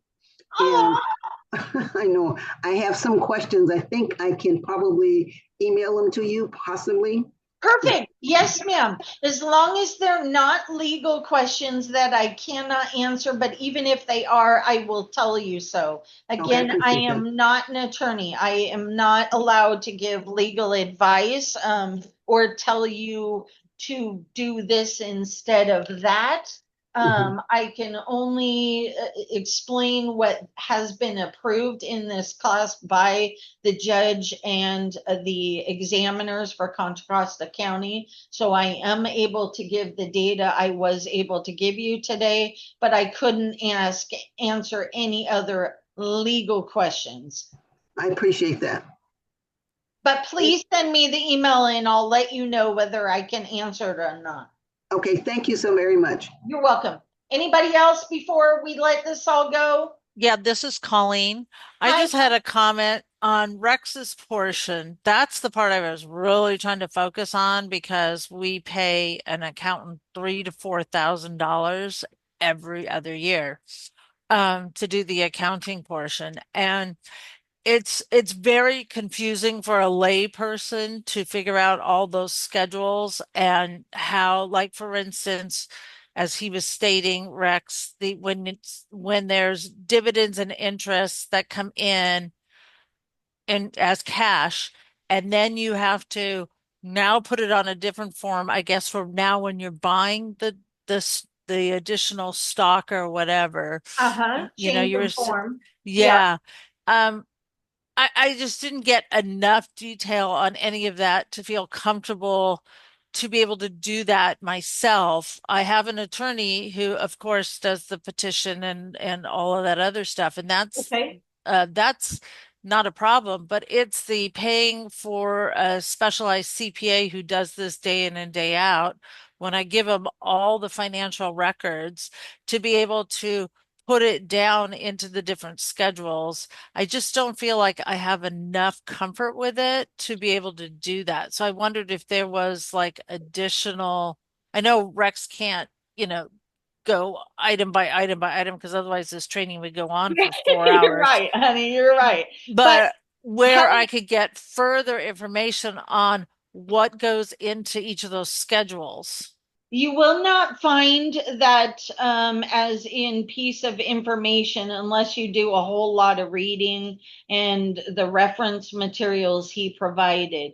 My only suggestion to you is to look at a prior accounting, see how they did it, see if you can mimic it, or continue to take the class as many times as you want. And hopefully you'll get more comfortable. You'll get used to hearing, seeing, and things of that nature. But it's very difficult in each class. Most of the time, they're new people, and there's only so much time to give all of the information. Yeah, I agree with that. And I Complicated. have looked at past accountings that have been done. But because it's done in that Excel spreadsheet, Got it? that's how my law firm and the accountant does it. Correct. It's really hard to take it from that Excel spreadsheet and now visualize how that how that goes with everything we just saw. Okay, well, if you will see, it doesn't matter Excel, Word, however an accounting is done. I use software. So my software, I actually paid a web designer to create software for me. So I use software.